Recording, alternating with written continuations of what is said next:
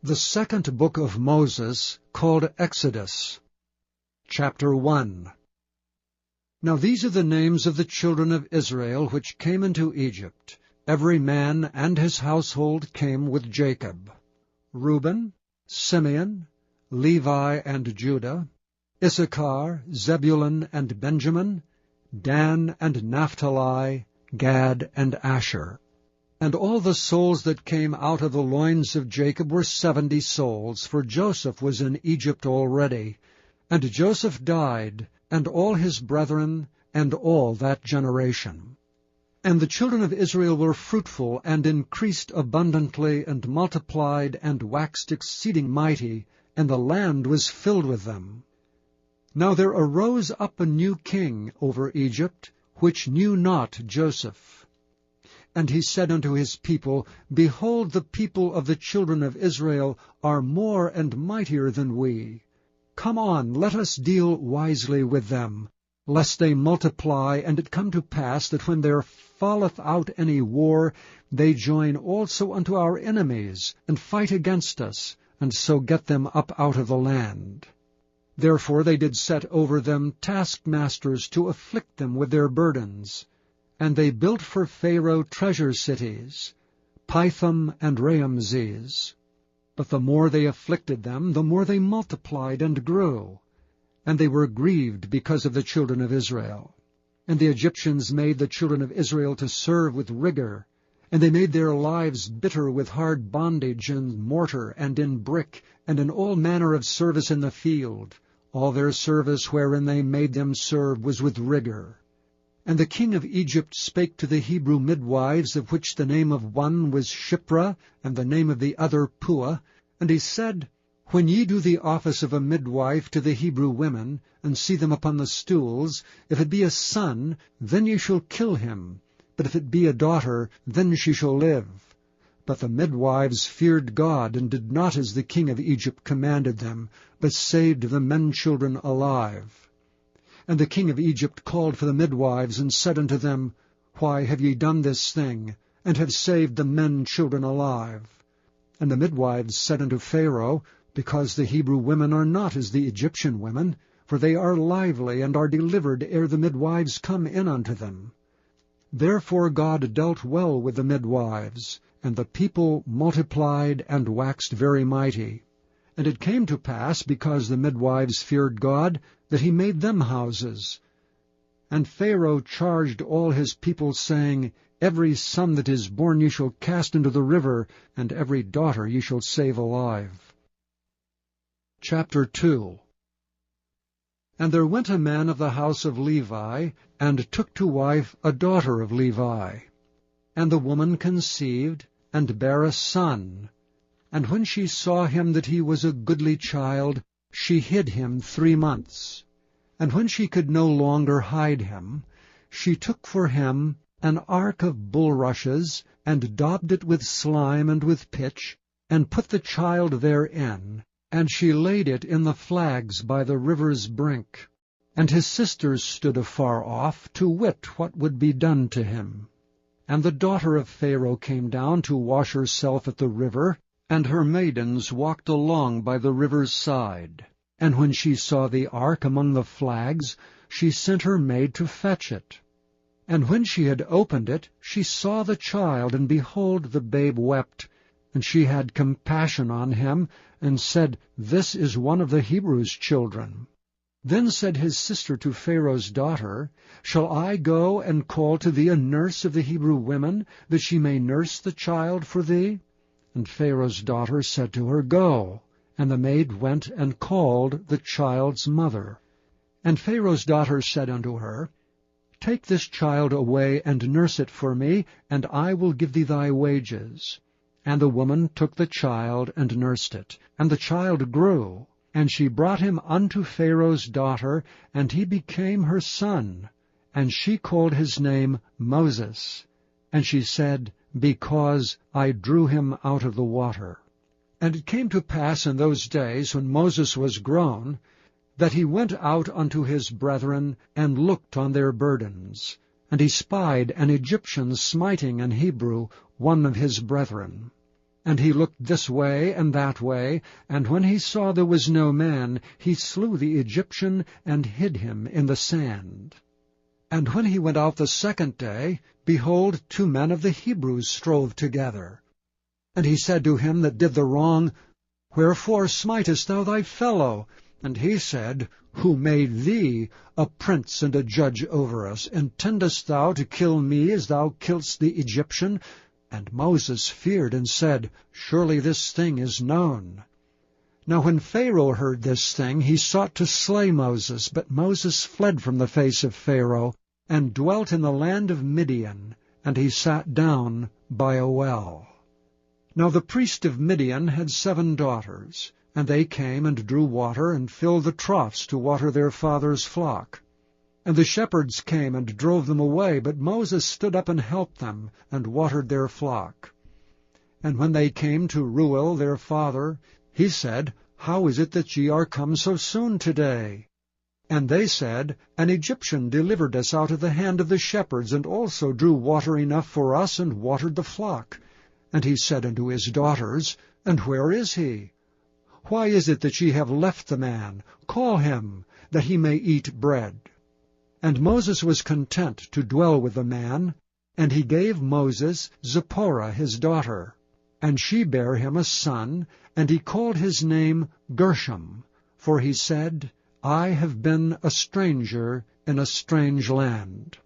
And it came to pass in process of time that the king of Egypt died, and the children of Israel sighed by reason of the bondage, and they cried, and their cry came up unto God by reason of the bondage. And God heard their groaning, and God remembered his covenant with Abraham, with Isaac, and with Jacob. And God looked upon the children of Israel, and God had respect unto them. Chapter 3. Now Moses kept the flock of Jethro his father-in-law, the priest of Midian, and he led the flock to the backside of the desert, and came to the mountain of God, even to Horeb. And the angel of the Lord appeared unto him in a flame of fire out of the midst of a bush. And he looked, and behold, the bush burned with fire, and the bush was not consumed. And Moses said, I will now turn aside and see this great sight, why the bush is not burnt. And when the Lord saw that he turned aside to see, God called unto him out of the midst of the bush, and said, Moses, Moses. And he said, Here am I. And he said, Draw not nigh hither, put off thy shoes from off thy feet, for the place whereon thou standest is holy ground. Moreover he said, I am the God of thy father, the God of Abraham, the God of Isaac, and the God of Jacob. And Moses hid his face, for he was afraid to look upon God. And the Lord said, I have surely seen the affliction of my people which are in Egypt, and have heard their cry by reason of their taskmasters, for I know their sorrows. And I am come down to deliver them out of the hand of the Egyptians, and to bring them up out of that land unto a good land and a large, unto a land flowing with milk and honey, unto the place of the Canaanites, and the Hittites, and the Amorites, and the Perizzites, and the Hivites, and the Jebusites. Now therefore, behold, the cry of the children of Israel is come unto me, and I have also seen the oppression wherewith the Egyptians oppress them. Come now therefore, and I will send thee unto Pharaoh, that thou mayest bring forth my people, the children of Israel, out of Egypt. And Moses said unto God, Who am I, that I should go unto Pharaoh, and that I should bring forth the children of Israel out of Egypt? And he said, Certainly I will be with thee, and this shall be a token unto thee, that I have sent thee. When thou hast brought forth the people out of Egypt, ye shall serve God upon this mountain. And Moses said unto God, Behold, when I come unto the children of Israel, and shall say unto them, The God of your fathers hath sent me unto you, and they shall say to me, What is his name? What shall I say unto them? And God said unto Moses, I am that I am. And he said, Thus shalt thou say unto the children of Israel, I am, hath sent me unto you. And God said moreover unto Moses, Thus shalt thou say unto the children of Israel, The Lord God of your fathers, the God of Abraham, the God of Isaac, and the God of Jacob hath sent me unto you. This is my name forever, and this is my memorial unto all generations. Go and gather the elders of Israel together, and say unto them, The Lord God of your fathers, the God of Abraham, of Isaac, and of Jacob, appeared unto me, saying, I have surely visited you, and seen that which is done to you in Egypt. And I have said, I will bring you up out of the affliction of Egypt, unto the land of the Canaanites, and the Hittites, and the Amorites, and the Perizzites, and the Hivites, and the Jebusites, unto a land flowing with milk and honey. And they shall hearken to thy voice. And thou shalt come, thou and the elders of Israel, unto the king of Egypt, and ye shall say unto him, The Lord God of the Hebrews hath met with us. And now let us go, we beseech thee, 3 days' journey into the wilderness, that we may sacrifice to the Lord our God. And I am sure that the king of Egypt will not let you go, no, not by a mighty hand. And I will stretch out my hand, and smite Egypt with all my wonders which I will do in the midst thereof, and after that he will let you go. And I will give this people favor in the sight of the Egyptians. And it shall come to pass that when ye go, ye shall not go empty, but every woman shall borrow of her neighbor, and of her that sojourneth in her house, jewels of silver, and jewels of gold, and raiment, and ye shall put them upon your sons, and upon your daughters, and ye shall spoil the Egyptians. Chapter 4. And Moses answered and said, But behold, they will not believe me, nor hearken unto my voice, for they will say, The Lord hath not appeared unto thee. And the Lord said unto him, What is that in thine hand? And he said, A rod. And he said, Cast it on the ground. And he cast it on the ground, and it became a serpent, and Moses fled from before it. And the Lord said unto Moses, Put forth thine hand, and take it by the tail. And he put forth his hand, and caught it, and it became a rod in his hand. That they may believe that the Lord God of their fathers, the God of Abraham, the God of Isaac, and the God of Jacob, hath appeared unto thee. And the Lord said furthermore unto him, Put now thine hand into thy bosom. And he put his hand into his bosom, and when he took it out, behold, his hand was leprous as snow. And he said, Put thine hand into thy bosom again. And he put his hand into his bosom again, and plucked it out of his bosom, and behold, it was turned again as his other flesh. And it shall come to pass, if they will not believe thee, neither hearken to the voice of the first sign, that they will believe the voice of the latter sign. And it shall come to pass, if they will not believe also these 2 signs, neither hearken unto thy voice, that thou shalt take of the water of the river, and pour it upon the dry land, and the water which thou takest out of the river shall become blood upon the dry land. And Moses said unto the Lord, O my Lord, I am not eloquent, neither heretofore nor since thou hast spoken unto thy servant, but I am slow of speech, and of a slow tongue. And the Lord said unto him, Who hath made man's mouth? Or who maketh the dumb, or deaf, or the seeing, or the blind? Have not I the Lord? Now therefore go, and I will be with thy mouth, and teach thee what thou shalt say.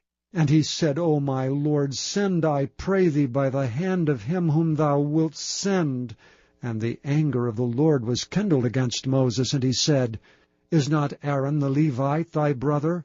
I know that he can speak well. And also, behold, he cometh forth to meet thee, and when he seeth thee, he will be glad in his heart.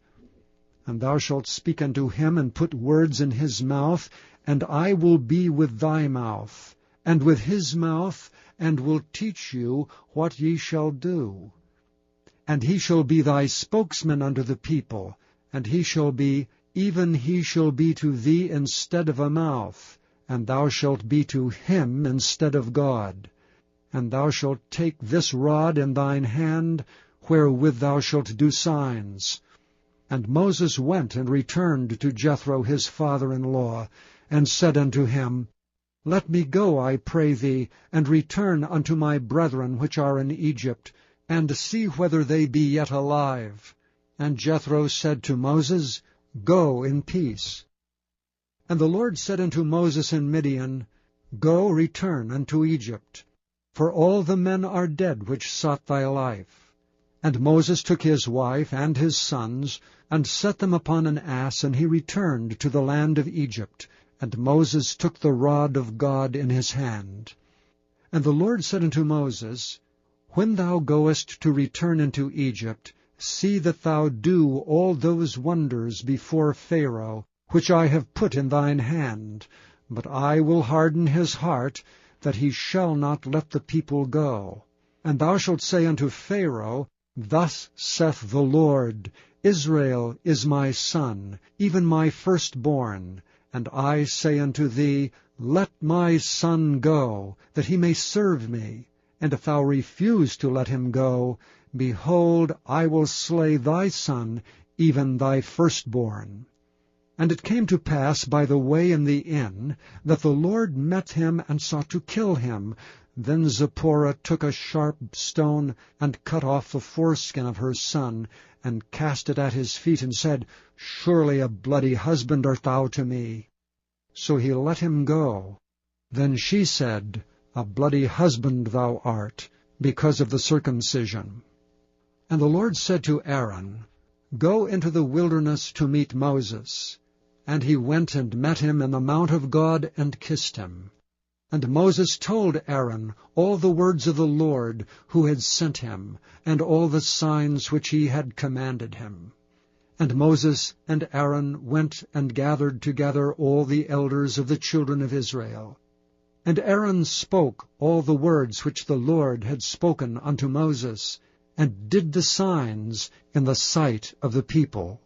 And the people believed, and when they heard that the Lord had visited the children of Israel, and that he had looked upon their affliction, then they bowed their heads and worshipped. Chapter 5. And afterward Moses and Aaron went in, and told Pharaoh, Thus saith the Lord God of Israel, Let my people go, that they may hold a feast unto me in the wilderness.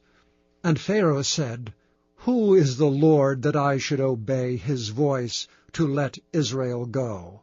I know not the Lord, neither will I let Israel go. And they said, The God of the Hebrews hath met with us. Let us go, we pray thee, 3 days' journey into the desert, and sacrifice unto the Lord our God, lest he fall upon us with pestilence, or with the sword. And the king of Egypt said unto them, Wherefore do ye, Moses and Aaron, let the people from their works? Get you unto your burdens. And Pharaoh said, Behold, the people of the land now are many, and ye make them rest from their burdens. And Pharaoh commanded the same day the taskmasters of the people and their officers, saying, Ye shall no more give the people straw to make brick as heretofore. Let them go and gather straw for themselves. And the tale of the bricks which they did make heretofore ye shall lay upon them. Ye shall not diminish aught thereof, for they be idle. Therefore they cry, saying, Let us go and sacrifice to our God. Let there more work be laid upon the men, that they may labor therein, and let them not regard vain words. And the taskmasters of the people went out, and their officers, and they spake to the people, saying, Thus saith Pharaoh, I will not give you straw. Go ye, get your straw where ye can find it. Yet not aught of your work shall be diminished. So the people were scattered abroad throughout all the land of Egypt to gather stubble instead of straw. And the taskmasters hasted them, saying, Fulfill your works, your daily tasks, as when there was straw. And the officers of the children of Israel, which Pharaoh's taskmasters had set over them, were beaten and demanded, Wherefore have ye not fulfilled your task in making brick both yesterday and today as heretofore? Then the officers of the children of Israel came and cried unto Pharaoh, saying, Wherefore dealest thou thus with thy servants? There is no straw given unto thy servants. And they say to us, Make brick, and behold, thy servants are beaten, but the fault is thine own people. But he said, Ye are idle, ye are idle. Therefore ye say, Let us go and do sacrifice to the Lord. Go therefore now and work. For there shall no straw be given you, yet shall ye deliver the tale of bricks. And the officers of the children of Israel did see that they were in evil case, after it was said, Ye shall not diminish aught from your bricks of your daily task. And they met Moses and Aaron, who stood in the way as they came forth from Pharaoh. And they said unto them, The Lord look upon you and judge, because ye have made our savour to be abhorred in the eyes of Pharaoh and in the eyes of his servants, to put a sword in their hand to slay us. And Moses returned unto the Lord and said, Lord, wherefore hast thou so evil entreated this people? Why is it that thou hast sent me? For since I came to Pharaoh to speak in thy name, he hath done evil to this people, neither hast thou delivered thy people at all. Chapter 6. Then the Lord said unto Moses, Now shalt thou see what I will do to Pharaoh. For with a strong hand shall he let them go, and with a strong hand shall he drive them out of his land. And God spake unto Moses, and said unto him, I am the Lord. And I appeared unto Abraham, unto Isaac, and unto Jacob, by the name of God Almighty, but by my name Jehovah was I not known to them. And I have also established my covenant with them, to give them the land of Canaan, the land of their pilgrimage wherein they were strangers. And I have also heard the groaning of the children of Israel, whom the Egyptians keep in bondage, and I have remembered my covenant. Wherefore say unto the children of Israel, I am the Lord, and I will bring you out from under the burdens of the Egyptians, and I will rid you out of their bondage, and I will redeem you with a stretched out arm, and with great judgments. And I will take you to me for a people, and I will be to you a God. And ye shall know that I am the Lord your God, which bringeth you out from under the burdens of the Egyptians.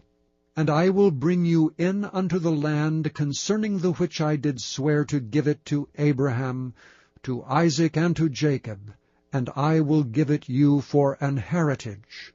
I am the Lord. And Moses spake so unto the children of Israel, but they hearkened not unto Moses for anguish of spirit, and for cruel bondage. And the Lord spake unto Moses, saying, Go in, speak unto Pharaoh king of Egypt, that he let the children of Israel go out of his land. And Moses spake before the Lord, saying, Behold, the children of Israel have not hearkened unto me. How then shall Pharaoh hear me, who am of uncircumcised lips? And the Lord spake unto Moses and unto Aaron, and gave them a charge unto the children of Israel, and unto Pharaoh king of Egypt, to bring the children of Israel out of the land of Egypt. These be the heads of their fathers' houses, the sons of Reuben, the firstborn of Israel, Hanok, and Palu, Hezron, and Carmi. These be the families of Reuben. And the sons of Simeon, Jemuel, and Jamin, and Ohad, and Jachin, and Zohar, and Shaul, the son of a Canaanitish woman. These are the families of Simeon. And these are the names of the sons of Levi, according to their generations, Gershon, and Kohath, and Merari. And the years of the life of Levi were 137 years. The sons of Gershon, Libni and Shimei according to their families. And the sons of Kohath, Amram and Izhar and Hebron, and Uziel. And the years of the life of Kohath were 133 years. And the sons of Merari, Mahali and Mushai. These are the families of Levi according to their generations. And Amram took him Jochebed his father's sister to wife, and she bare him Aaron and Moses. And the years of the life of Amram were 137 years. And the sons of Izhar, Korah and Nepheg, and Zichri, and the sons of Uziel, Mishael, and Elzaphan, and Zithri. And Aaron took him Elisheba, daughter of Amminadab, sister of Naashon, to wife. And she bare him Nadab, and Abihu, Eleazar, and Ithamar. And the sons of Korah, Asir, and Elkanah, and Abiasaph. These are the families of the Korhites. And Eleazar, Aaron's son, took him one of the daughters of Putiel to wife, and she bare him Phinehas. These are the heads of the fathers of the Levites according to their families. These are that Aaron and Moses to whom the Lord said, Bring out the children of Israel from the land of Egypt according to their armies. These are they which spake to Pharaoh king of Egypt to bring out the children of Israel from Egypt. These are that Moses and Aaron.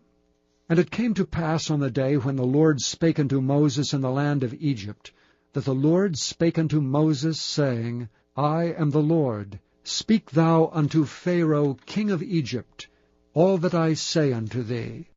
And Moses said before the Lord, Behold, I am of uncircumcised lips, and how shall Pharaoh hearken unto me?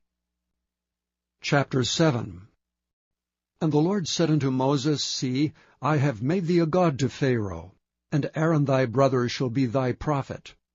Thou shalt speak all that I command thee, and Aaron thy brother shall speak unto Pharaoh, that he send the children of Israel out of his land. And I will harden Pharaoh's heart, and multiply my signs and my wonders in the land of Egypt. But Pharaoh shall not hearken unto you, that I may lay my hand upon Egypt, and bring forth mine armies and my people, the children of Israel, out of the land of Egypt by great judgments. And the Egyptians shall know that I am the Lord, when I stretch forth mine hand upon Egypt, and bring out the children of Israel from among them. And Moses and Aaron did as the Lord commanded them, so did they. And Moses was 80 years old, and Aaron 83 years old, when they spake unto Pharaoh. And the Lord spake unto Moses and unto Aaron, saying, When Pharaoh shall speak unto you, saying, Show a miracle for you, then thou shalt say unto Aaron, Take thy rod, and cast it before Pharaoh, and it shall become a serpent. And Moses and Aaron went in unto Pharaoh, and they did so as the Lord had commanded. And Aaron cast down his rod before Pharaoh, and before his servants, and it became a serpent. Then Pharaoh also called the wise men and the sorcerers. Now the magicians of Egypt, they also did in like manner with their enchantments.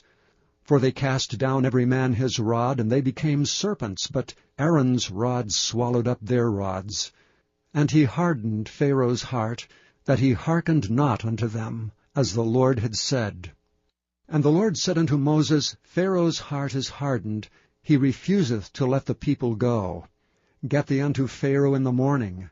Lo, he goeth out unto the water, and thou shalt stand by the river's brink, against he come. And the rod which was turned to a serpent shalt thou take in thine hand. And thou shalt say unto him, The Lord God of the Hebrews hath sent me unto thee, saying, Let my people go, that they may serve me in the wilderness. And behold, hitherto thou wouldst not hear. Thus saith the Lord, In this thou shalt know that I am the Lord. Behold, I will smite with a rod that is in mine hand upon the waters which are in the river, and they shall be turned to blood. And the fish that is in the river shall die, and the river shall stink, and the Egyptians shall loathe to drink of the water of the river. And the Lord spake unto Moses, say unto Aaron, Take thy rod, and stretch out thine hand upon the waters of Egypt, upon their streams, upon their rivers, and upon their ponds, and upon all their pools of water, that they may become blood, and that there may be blood throughout all the land of Egypt, both in vessels of wood and in vessels of stone. And Moses and Aaron did so, as the Lord commanded. And he lifted up the rod, and smote the waters that were in the river, in the sight of Pharaoh, and in the sight of his servants, and all the waters that were in the river were turned to blood. And the fish that was in the river died, and the river stank, and the Egyptians could not drink of the water of the river, and there was blood throughout all the land of Egypt. And the magicians of Egypt did so with their enchantments, and Pharaoh's heart was hardened, neither did he hearken unto them, as the Lord had said. And Pharaoh turned and went into his house, neither did he set his heart to this also. And all the Egyptians digged round about the river for water to drink, for they could not drink of the water of the river. And 7 days were fulfilled after that the Lord had smitten the river. Chapter 8. And the Lord spake unto Moses, Go unto Pharaoh, and say unto him, Thus saith the Lord, Let my people go, that they may serve me. And if thou refuse to let them go, behold, I will smite all thy borders with frogs. And the river shall bring forth frogs abundantly, which shall go up and come into thine house, and into thy bedchamber, and upon thy bed, and into the house of thy servants, and upon thy people, and into thine ovens, and into thy kneading troughs. And the frogs shall come up both on thee, and upon thy people, and upon all thy servants. And the Lord spake unto Moses, Say unto Aaron, Stretch forth thine hand with thy rod over the streams, over the rivers, and over the ponds, and cause frogs to come up upon the land of Egypt. And Aaron stretched out his hand over the waters of Egypt, and the frogs came up, and covered the land of Egypt. And the magicians did so with their enchantments, and brought up frogs upon the land of Egypt. And Pharaoh called for Moses and Aaron, and said, Entreat the Lord that he may take away the frogs from me, and from my people, and I will let the people go, that they may do sacrifice unto the Lord. And Moses said unto Pharaoh, Glory over me. When shall I entreat for thee, and for thy servants, and for thy people, to destroy the frogs from thee, and thy houses, that they may remain in the river only? And he said, Tomorrow. And he said, Be it according to thy word, that thou mayest know that there is none like unto the Lord our God. And the frog shall depart from thee, and from thy houses, and from thy servants, and from thy people, they shall remain in the river only. And Moses and Aaron went out from Pharaoh, and Moses cried unto the Lord because of the frogs which he had brought against Pharaoh. And the Lord did according to the word of Moses. And the frogs died out of the houses, out of the villages, and out of the fields. And they gathered them together upon heaps, and the land stank. And when Pharaoh saw that there was respite, he hardened his heart, and hearkened not unto them, as the Lord had said. And the Lord said unto Moses, Say unto Aaron, Stretch out thy rod, and smite the dust of the land, that it may become lice throughout all the land of Egypt. And they did so. For Aaron stretched out his hand with his rod, and smote the dust of the earth, and it became lice in man and in beast. All the dust of the land became lice throughout all the land of Egypt.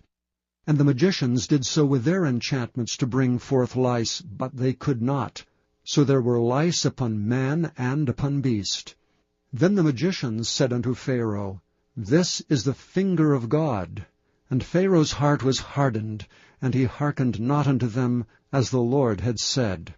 And the Lord said unto Moses, Rise up early in the morning, and stand before Pharaoh. Lo, he cometh forth to the water. And say unto him, Thus saith the Lord, Let my people go, that they may serve me. Else if thou wilt not let my people go, behold, I will send swarms of flies upon thee, and upon thy servants, and upon thy people, and into thy houses, and the houses of the Egyptians shall be full of swarms of flies, and also the ground whereon they are. And I will sever in that day the land of Goshen, in which my people dwell, that no swarms of flies shall be there. to the end thou mayest know that I am the Lord in the midst of the earth. And I will put a division between my people and thy people. Tomorrow shall this sign be. And the Lord did so. And there came a grievous swarm of flies into the house of Pharaoh, and into his servants' houses, and into all the land of Egypt. The land was corrupted by reason of the swarms of flies. And Pharaoh called for Moses and for Aaron, and said, Go ye, sacrifice to your God in the land. And Moses said, It is not meet so to do. For we shall sacrifice the abomination of the Egyptians to the Lord our God. Lo, shall we sacrifice the abomination of the Egyptians before their eyes? And will they not stone us? We will go 3 days' journey into the wilderness, and sacrifice to the Lord our God, as he shall command us. And Pharaoh said, I will let you go, that ye may sacrifice to the Lord your God in the wilderness. Only ye shall not go very far away. Entreat for me. And Moses said, Behold, I go out from thee, and I will entreat the Lord, that the swarms of flies may depart from Pharaoh, from his servants and from his people, tomorrow. But let not Pharaoh deal deceitfully any more in not letting the people go to sacrifice to the Lord. And Moses went out from Pharaoh, and entreated the Lord. And the Lord did according to the word of Moses. And he removed the swarms of flies from Pharaoh, from his servants and from his people. There remained not one. And Pharaoh hardened his heart at this time also, neither would he let the people go. Chapter 9. Then the Lord said unto Moses, Go in unto Pharaoh, and tell him, Thus saith the Lord, God of the Hebrews, Let my people go, that they may serve me. For if thou refuse to let them go, and wilt hold them still, behold, the hand of the Lord is upon thy cattle which is in the field, upon the horses, upon the asses, upon the camels, upon the oxen, and upon the sheep. There shall be a very grievous murrain. And the Lord shall sever between the cattle of Israel and the cattle of Egypt, and there shall nothing die of all that is the children's of Israel. And the Lord appointed a set time, saying, Tomorrow the Lord shall do this thing in the land. And the Lord did that thing on the morrow. And all the cattle of Egypt died, but the cattle of the children of Israel died not one. And Pharaoh sent, and behold, there was not one of the cattle of the Israelites dead. And the heart of Pharaoh was hardened, and he did not let the people go. And the Lord said unto Moses and unto Aaron, Take to you handfuls of ashes of the furnace, and let Moses sprinkle it toward the heaven in the sight of Pharaoh. And it shall become small dust in all the land of Egypt, and shall be a boil breaking forth with blains upon man and upon beast throughout all the land of Egypt. And they took ashes of the furnace, and stood before Pharaoh, and Moses sprinkled it up toward heaven, and it became a boil breaking forth with blains upon man and upon beast. And the magicians could not stand before Moses because of the boils, for the boil was upon the magicians and upon all the Egyptians. And the Lord hardened the heart of Pharaoh, and he hearkened not unto them, as the Lord had spoken unto Moses. And the Lord said unto Moses, Rise up early in the morning, and stand before Pharaoh, and say unto him, Thus saith the Lord God of the Hebrews, Let my people go, that they may serve me. For I will at this time send all my plagues upon thine heart, and upon thy servants, and upon thy people, that thou mayest know that there is none like me in all the earth. For now I will stretch out my hand, that I may smite thee and thy people with pestilence, and thou shalt be cut off from the earth. And in very deed for this cause have I raised thee up, for to show in thee my power, and that my name may be declared throughout all the earth. As yet exaltest thou thyself against my people, that thou wilt not let them go. Behold, tomorrow about this time I will cause it to rain a very grievous hail, such as hath not been in Egypt since the foundation thereof even until now. Send therefore now, and gather thy cattle, and all that thou hast in the field, for upon every man and beast which shall be found in the field, and shall not be brought home, the hail shall come down upon them, and they shall die. He that feared the word of the Lord among the servants of Pharaoh made his servants and his cattle flee into the houses. And he that regarded not the word of the Lord left his servants and his cattle in the field. And the Lord said unto Moses, Stretch forth thine hand toward heaven, that there may be hail in all the land of Egypt, upon man and upon beast, and upon every herb of the field throughout the land of Egypt. And Moses stretched forth his rod toward heaven, and the Lord sent thunder and hail, and the fire ran along upon the ground, and the Lord rained hail upon the land of Egypt.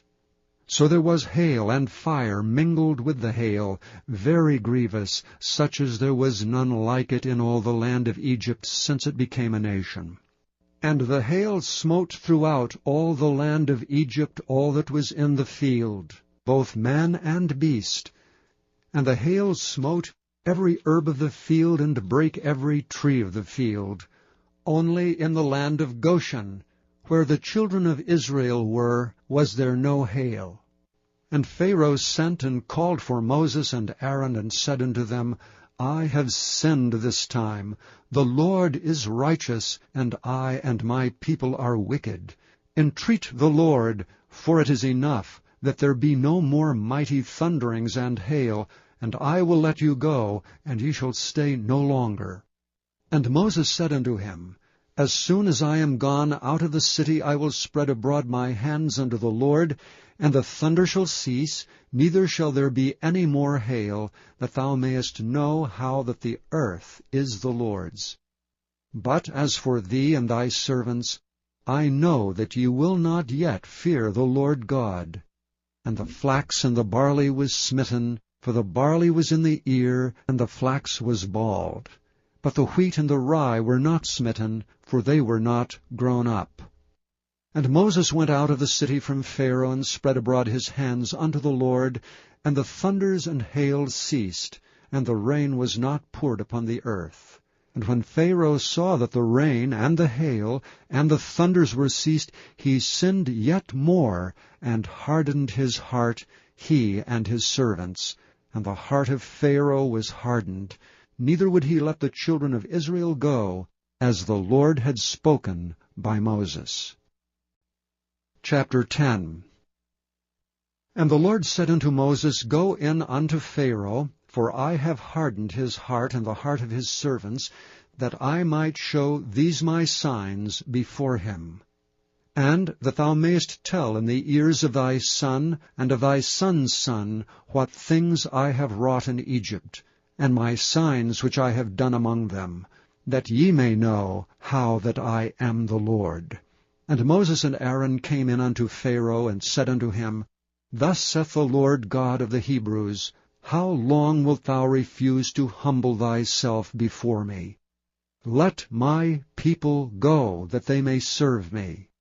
Else, if thou refuse to let my people go, behold, tomorrow will I bring the locusts into thy coast, and they shall cover the face of the earth, that one cannot be able to see the earth, and they shall eat the residue of that which is escaped, which remaineth unto you from the hail, and shall eat every tree which groweth for you out of the field.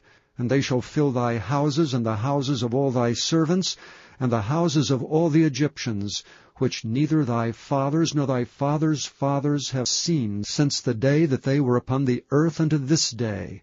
And he turned himself and went out from Pharaoh. And Pharaoh's servants said unto him, How long shall this man be a snare unto us? Let the men go, that they may serve the Lord their God. Knowest thou not yet that Egypt is destroyed? And Moses and Aaron were brought again unto Pharaoh, and he said unto them, Go, serve the Lord your God. But who are they that shall go? And Moses said, We will go with our young and with our old, with our sons and with our daughters, with our flocks and with our herds we will go, for we must hold a feast unto the Lord. And he said unto them, Let the Lord be so with you as I will let you go, and your little ones, look to it, for evil is before you. Not so. Go now, ye that are men, and serve the Lord. For that ye did desire, and they were driven out from Pharaoh's presence. And the Lord said unto Moses, Stretch out thine hand over the land of Egypt for the locusts, that they may come up upon the land of Egypt, and eat every herb of the land, even all that the hail hath left. And Moses stretched forth his rod over the land of Egypt, and the Lord brought an east wind upon the land all that day and all that night, and when it was morning, the east wind brought the locusts. And the locusts went up over all the land of Egypt, and rested in all the coasts of Egypt. Very grievous were they. Before them there was no such locusts as they, neither after them shall be such. For they covered the face of the whole earth, so that the land was darkened. And they did eat every herb of the land, and all the fruit of the trees which the hail had left, and there remained not any green thing in the trees, or in the herbs of the field, through all the land of Egypt. And Pharaoh called for Moses and Aaron in haste, and he said, I have sinned against the Lord your God, and against you. Now therefore forgive, I pray thee, my sin only this once, and entreat the Lord your God, that he may take away from me this death only. And he went out from Pharaoh, and entreated the Lord. And the Lord turned a mighty strong west wind, which took away the locusts, and cast them into the Red Sea. There remained not one locust in all the coasts of Egypt. But the Lord hardened Pharaoh's heart, so that he would not let the children of Israel go. And the Lord said unto Moses, Stretch out thine hand toward heaven, that there may be darkness over the land of Egypt, even darkness which may be felt. And Moses stretched forth his hand toward heaven, and there was a thick darkness in all the land of Egypt 3 days. They saw not one another, neither rose any from his place for 3 days. But all the children of Israel had light in their dwellings. And Pharaoh called unto Moses and said, Go ye, serve the Lord, only let your flocks and your herds be stayed, let your little ones also go with you. And Moses said, Thou must give us also sacrifices and burnt offerings, that we may sacrifice unto the Lord our God. Our cattle also shall go with us. There shall not an hoof be left behind, for therefore must we take to serve the Lord our God, and we know not with what we must serve the Lord until we come thither. But the Lord hardened Pharaoh's heart, and he would not let them go. And Pharaoh said unto him, Get thee from me, take heed to thyself, see my face no more. For in that day thou seest my face, thou shalt die. And Moses said, Thou hast spoken well. I will see thy face again no more. Chapter 11. And the Lord said unto Moses, Yet will I bring one plague more upon Pharaoh and upon Egypt. Afterwards he will let you go hence. When he shall let you go, he shall surely thrust you out hence altogether. Speak now in the ears of the people, and let every man borrow of his neighbor and every woman of her neighbor jewels of silver and jewels of gold. And the Lord gave the people favor in the sight of the Egyptians. Moreover, the man Moses was very great in the land of Egypt, in the sight of Pharaoh's servants and in the sight of the people. And Moses said, Thus saith the Lord, About midnight will I go out into the midst of Egypt, and all the firstborn in the land of Egypt shall die, from the firstborn of Pharaoh that sitteth upon his throne, even unto the firstborn of the maidservant that is behind the mill, and all the firstborn of beasts. And there shall be a great cry throughout all the land of Egypt, such as there was none like it, nor shall be like it any more. But against any of the children of Israel shall not a dog move his tongue, against man or beast, that ye may know how that the Lord doth put a difference between the Egyptians and Israel. And all these thy servants shall come down unto me, and bow down themselves unto me, saying, Get thee out, and all the people that follow thee, and after that I will go out. And he went out from Pharaoh in a great anger. And the Lord said unto Moses, Pharaoh shall not hearken unto you, that my wonders may be multiplied in the land of Egypt. And Moses and Aaron did all these wonders before Pharaoh, and the Lord hardened Pharaoh's heart, so that he would not let the children of Israel go out of his land. Chapter 12.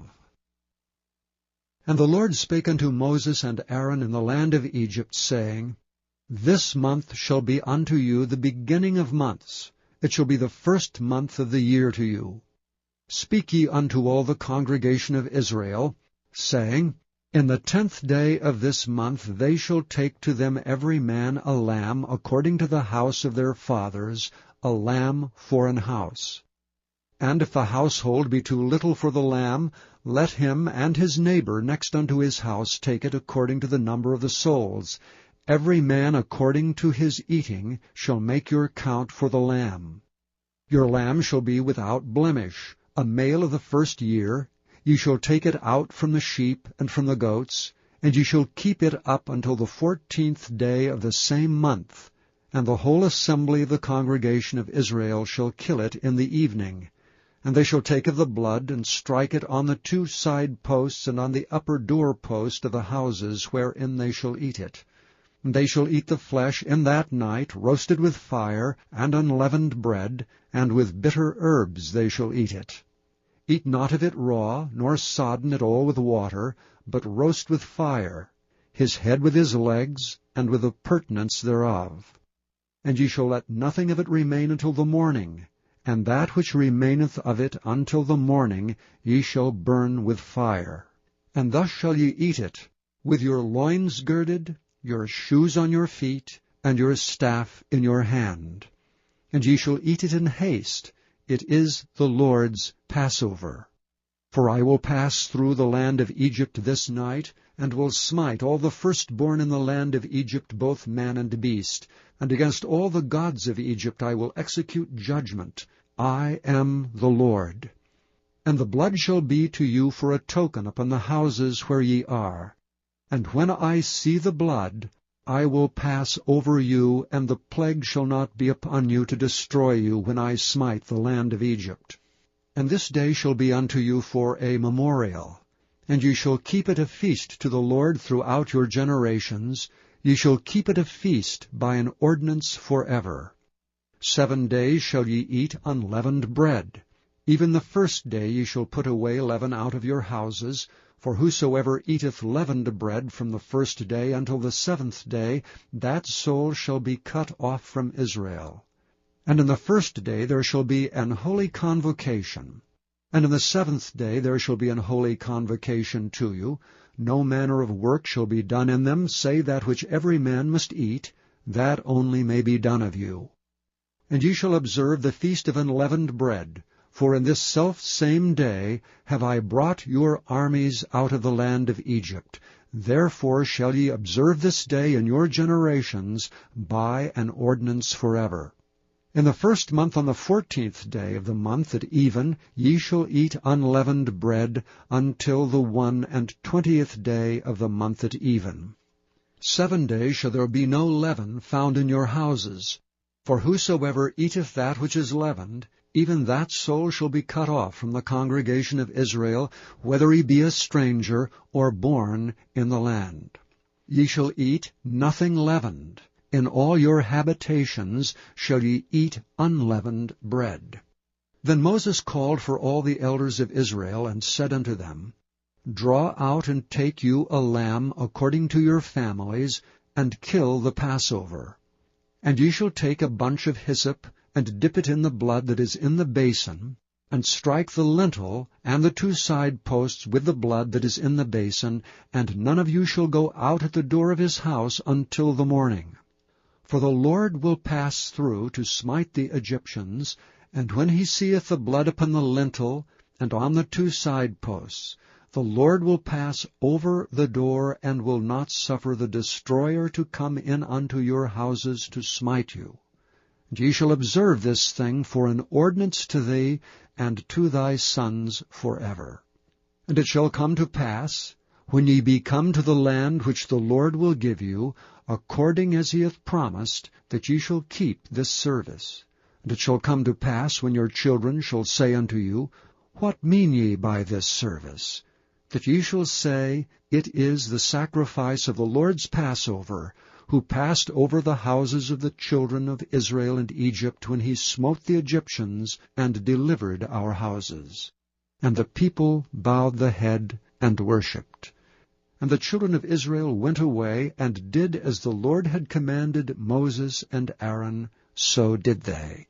And it came to pass that at midnight the Lord smote all the firstborn of the land of Egypt, from the firstborn of Pharaoh that sat on his throne, unto the firstborn of the captive that was in the dungeon, and all the firstborn of cattle.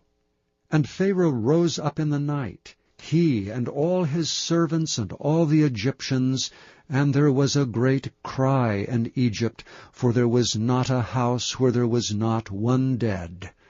And he called for Moses and Aaron by night, and said, Rise up and get you forth from among my people, both ye and the children of Israel, and go, serve the Lord as ye have said. Also take your flocks and your herds as ye have said, and be gone, and bless me also. And the Egyptians were urgent upon the people, that they might send them out of the land in haste, for they said, We be all dead men. And the people took their dough before it was leavened, their kneading troughs being bound up in their clothes upon their shoulders. And the children of Israel did according to the word of Moses, and they borrowed of the Egyptians jewels of silver and jewels of gold and raiment. And the Lord gave the people favor in the sight of the Egyptians, so that they lent unto them such things as they required, and they spoiled the Egyptians. And the children of Israel journeyed from Ramesses to Succoth, about 600,000 on foot, that were men beside children. And a mixed multitude went up also with them, and flocks and herds, even very much cattle. And they baked unleavened cakes of the dough which they brought forth out of Egypt, for it was not leavened, because they were thrust out of Egypt, and could not tarry, neither had they prepared for themselves any victual. Now the sojourning of the children of Israel who dwelt in Egypt was 430 years. And it came to pass at the end of the 430 years, even the selfsame day it came to pass, that all the hosts of the Lord went out from the land of Egypt. It is a night to be much observed unto the Lord for bringing them out from the land of Egypt. This is that night of the Lord to be observed of all the children of Israel in their generations. And the Lord said unto Moses and Aaron, This is the ordinance of the Passover. There shall be no stranger eat thereof, but every man's servant that is bought for money, when thou hast circumcised him, then shall he eat thereof. A foreigner and an hired servant shall not eat thereof. In one house shall it be eaten. Thou shalt not carry forth aught of the flesh abroad out of the house, neither shall ye break a bone thereof. All the congregation of Israel shall keep it. And when a stranger shall sojourn with thee, and will keep the Passover to the Lord, let all his males be circumcised, and then let him come near and keep it. And he shall be as one that is born in the land, for no uncircumcised person shall eat thereof. One law shall be to him that is homeborn, and unto the stranger that sojourneth among you. Thus did all the children of Israel, as the Lord commanded Moses and Aaron, so did they. And it came to pass the selfsame day, that the Lord did bring the children of Israel out of the land of Egypt by their armies. Chapter 13. And the Lord spake unto Moses, saying, Sanctify unto me all the firstborn, whatsoever openeth the womb among the children of Israel, both of man and of beast. It is mine. And Moses said unto the people, Remember this day in which ye came out from Egypt, out of the house of bondage. For by strength of hand the Lord brought you out from this place. There shall no leavened bread be eaten. This day came ye out in the month Abib. And it shall be, when the Lord shall bring thee into the land of the Canaanites, and the Hittites, and the Amorites, and the Hivites, and the Jebusites, which he sware unto thy fathers to give thee, a land flowing with milk and honey, that thou shalt keep this service in this month. 7 days thou shalt eat unleavened bread, and in the 7th day shall be a feast to the Lord.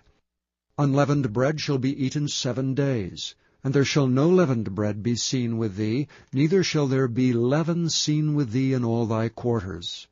And thou shalt show thy son in that day, saying, This is done because of that which the Lord did unto me when I came forth out of Egypt. And it shall be for a sign unto thee upon thine hand, and for a memorial between thine eyes, that the Lord's law may be in thy mouth. For with a strong hand hath the Lord brought thee out of Egypt. Thou shalt therefore keep this ordinance in his season from year to year. And it shall be, when the Lord shall bring thee into the land of the Canaanites, as he sware unto thee and to thy fathers, and shall give it thee, that thou shalt set apart unto the Lord all that openeth the matrix, and every firstling that cometh of a beast which thou hast. The males shall be the Lord's. And every firstling of an ass thou shalt redeem with a lamb. And if thou wilt not redeem it, then thou shalt break his neck, and all the firstborn of man among thy children shalt thou redeem.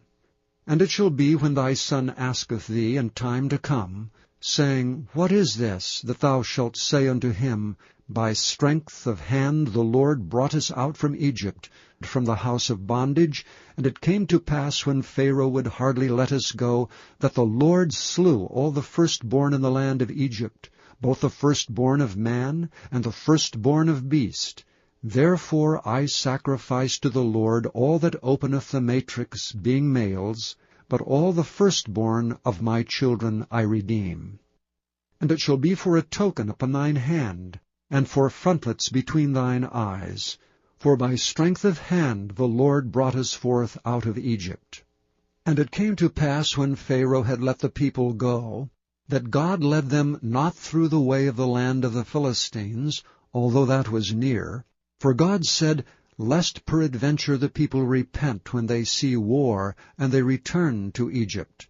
But God led the people about through the way of the wilderness of the Red Sea, and the children of Israel went up, harnessed out of the land of Egypt.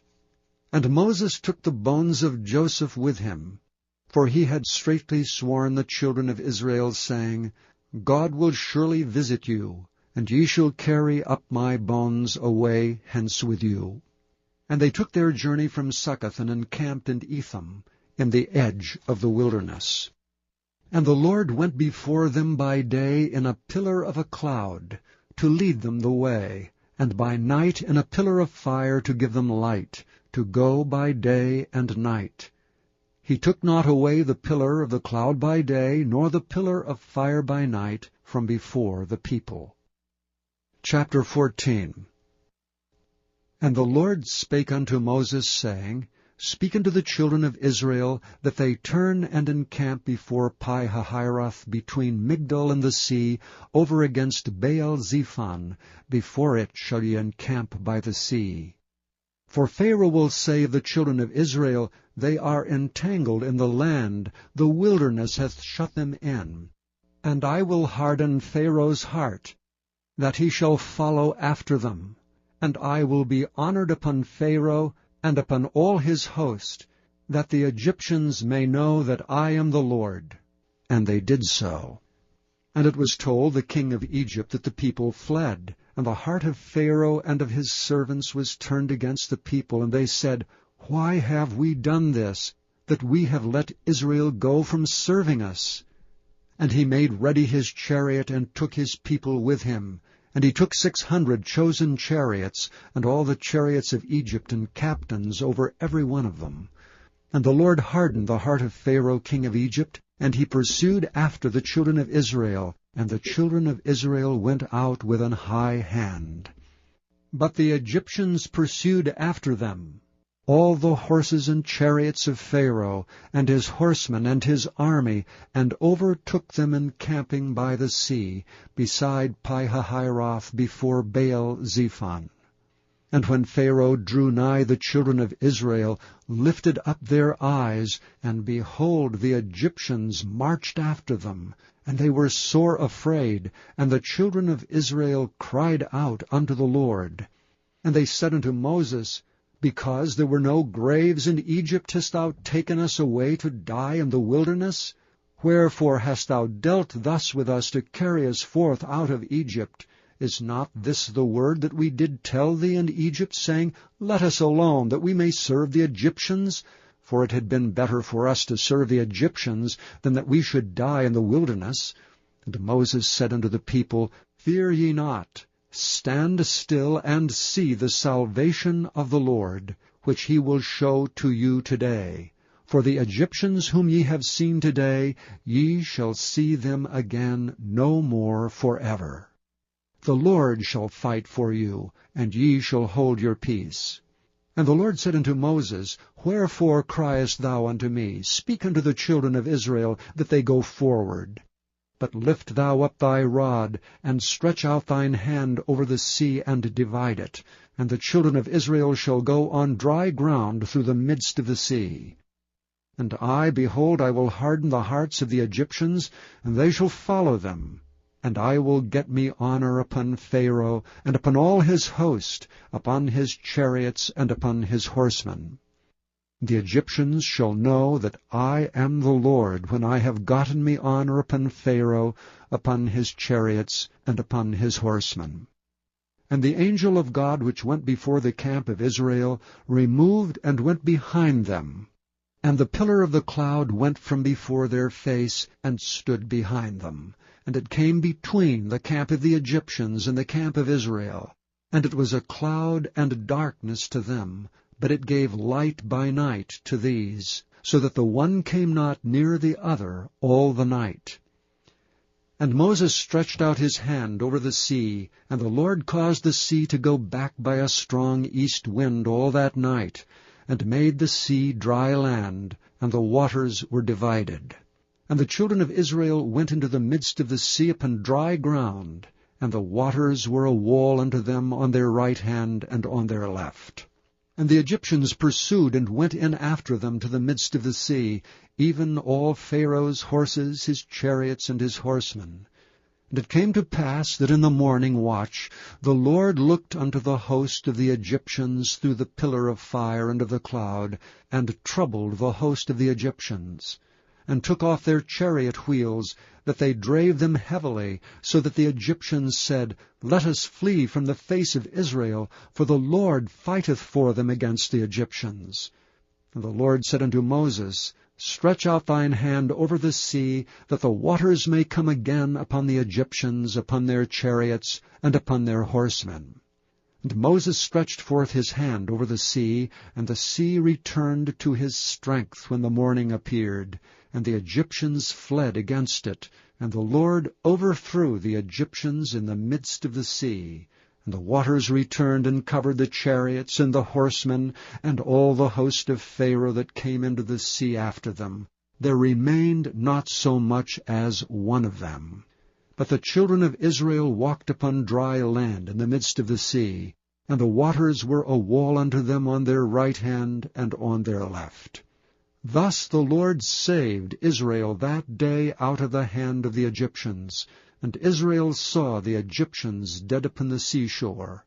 And Israel saw that great work which the Lord did upon the Egyptians, and the people feared the Lord, and believed the Lord and his servant Moses.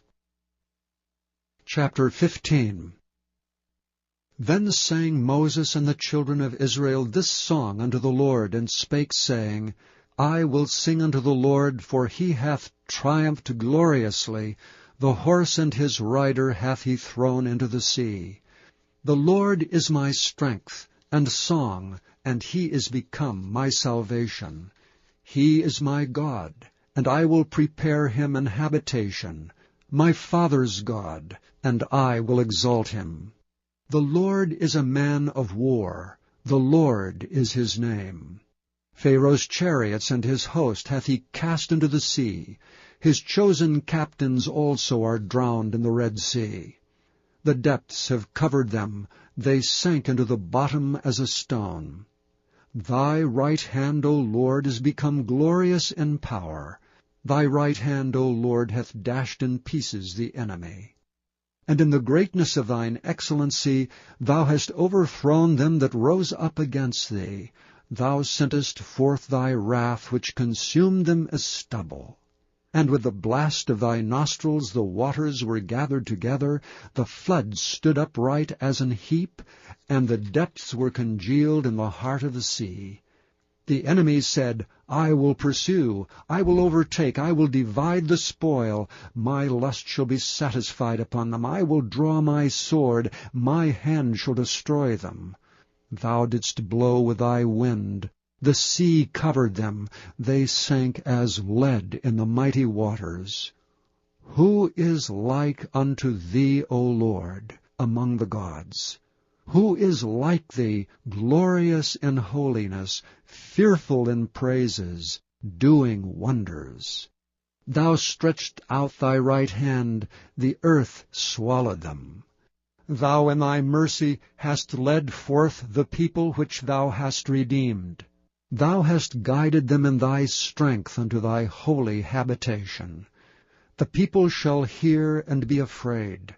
Sorrow shall take hold on the inhabitants of Palestina. Then the dukes of Edom shall be amazed. The mighty men of Moab trembling shall take hold upon them. All the inhabitants of Canaan shall melt away. Fear and dread shall fall upon them. By the greatness of thine arm they shall be as still as a stone, till thy people pass over, O Lord, till the people pass over which thou hast purchased. Thou shalt bring them in and plant them in the mountain of thine inheritance, in the place, O Lord, which thou hast made for thee to dwell in the sanctuary, O Lord, which thy hands have established.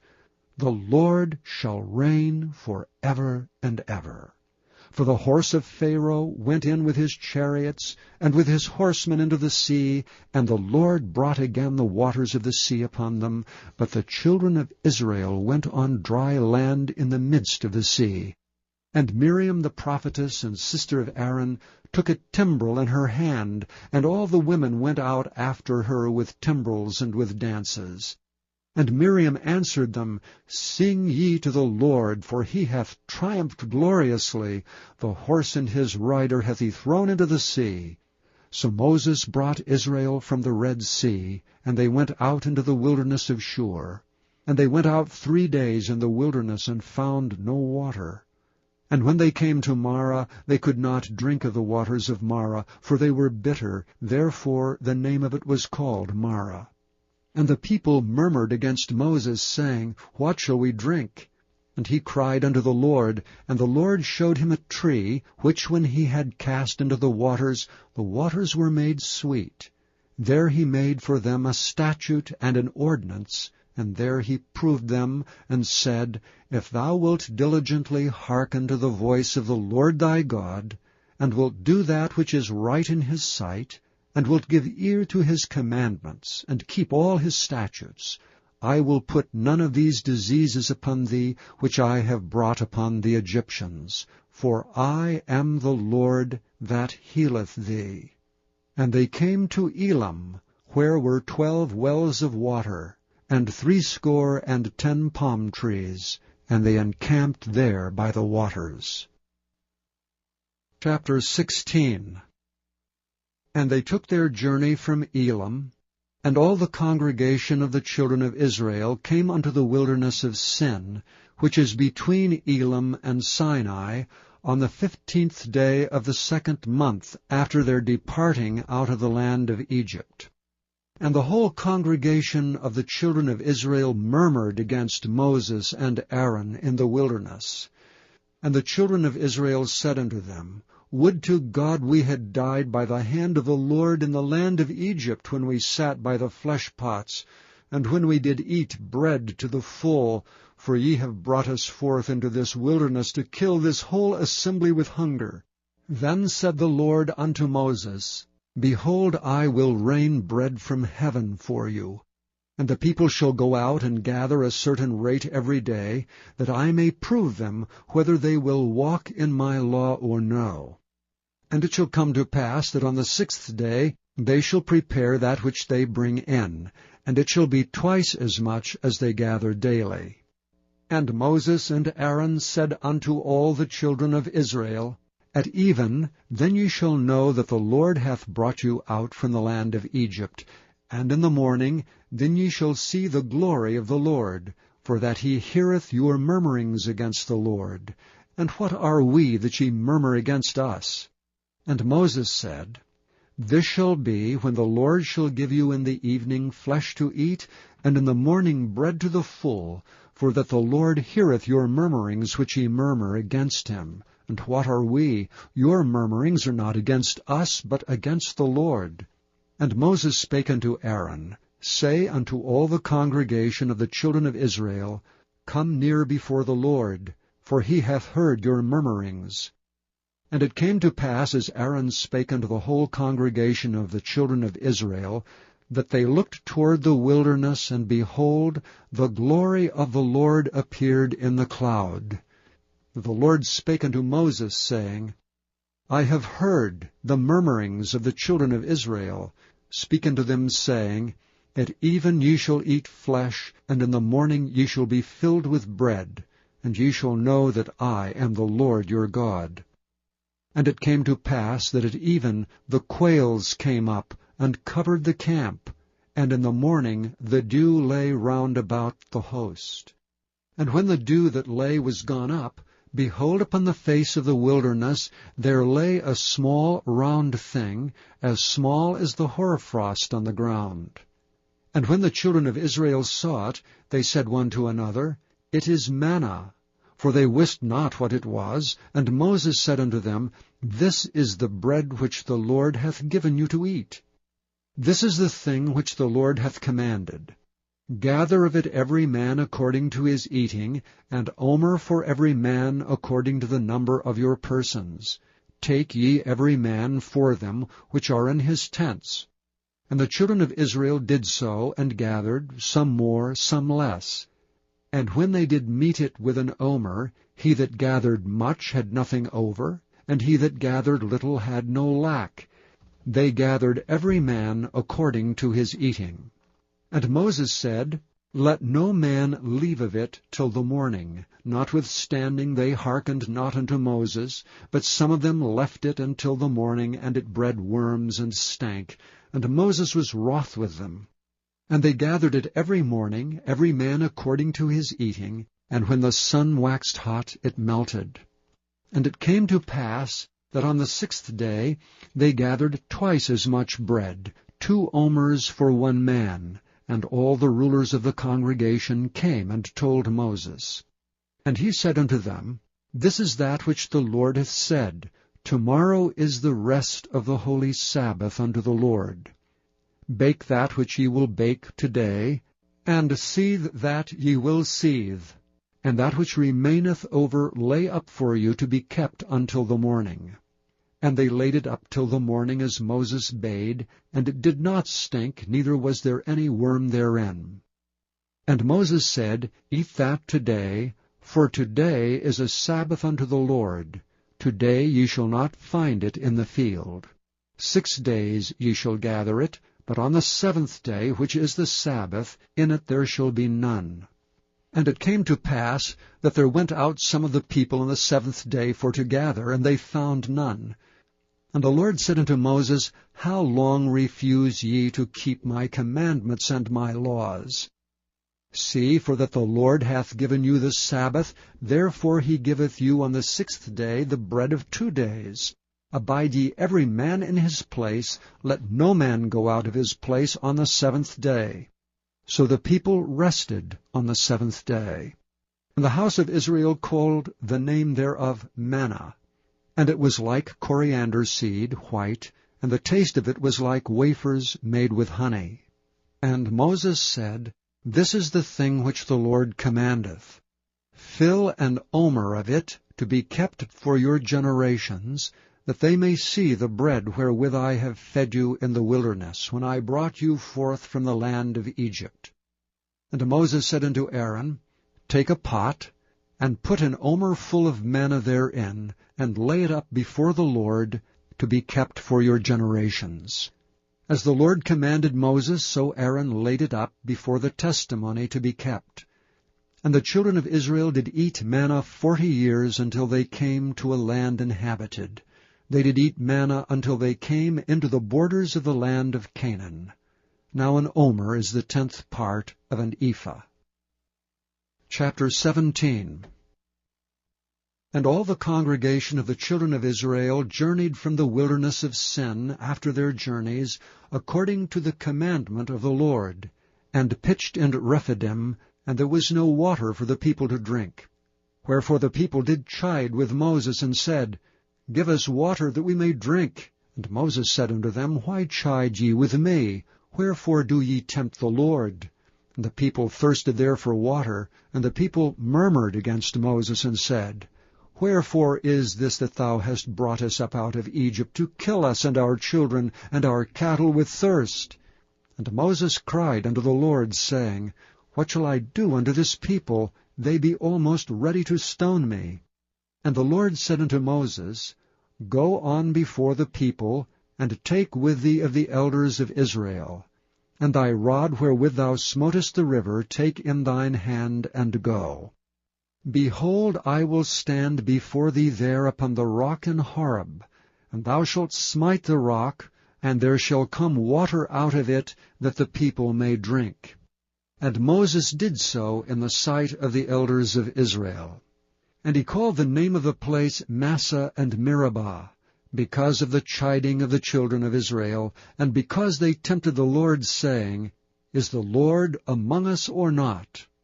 Then came Amalek, and fought with Israel and Rephidim.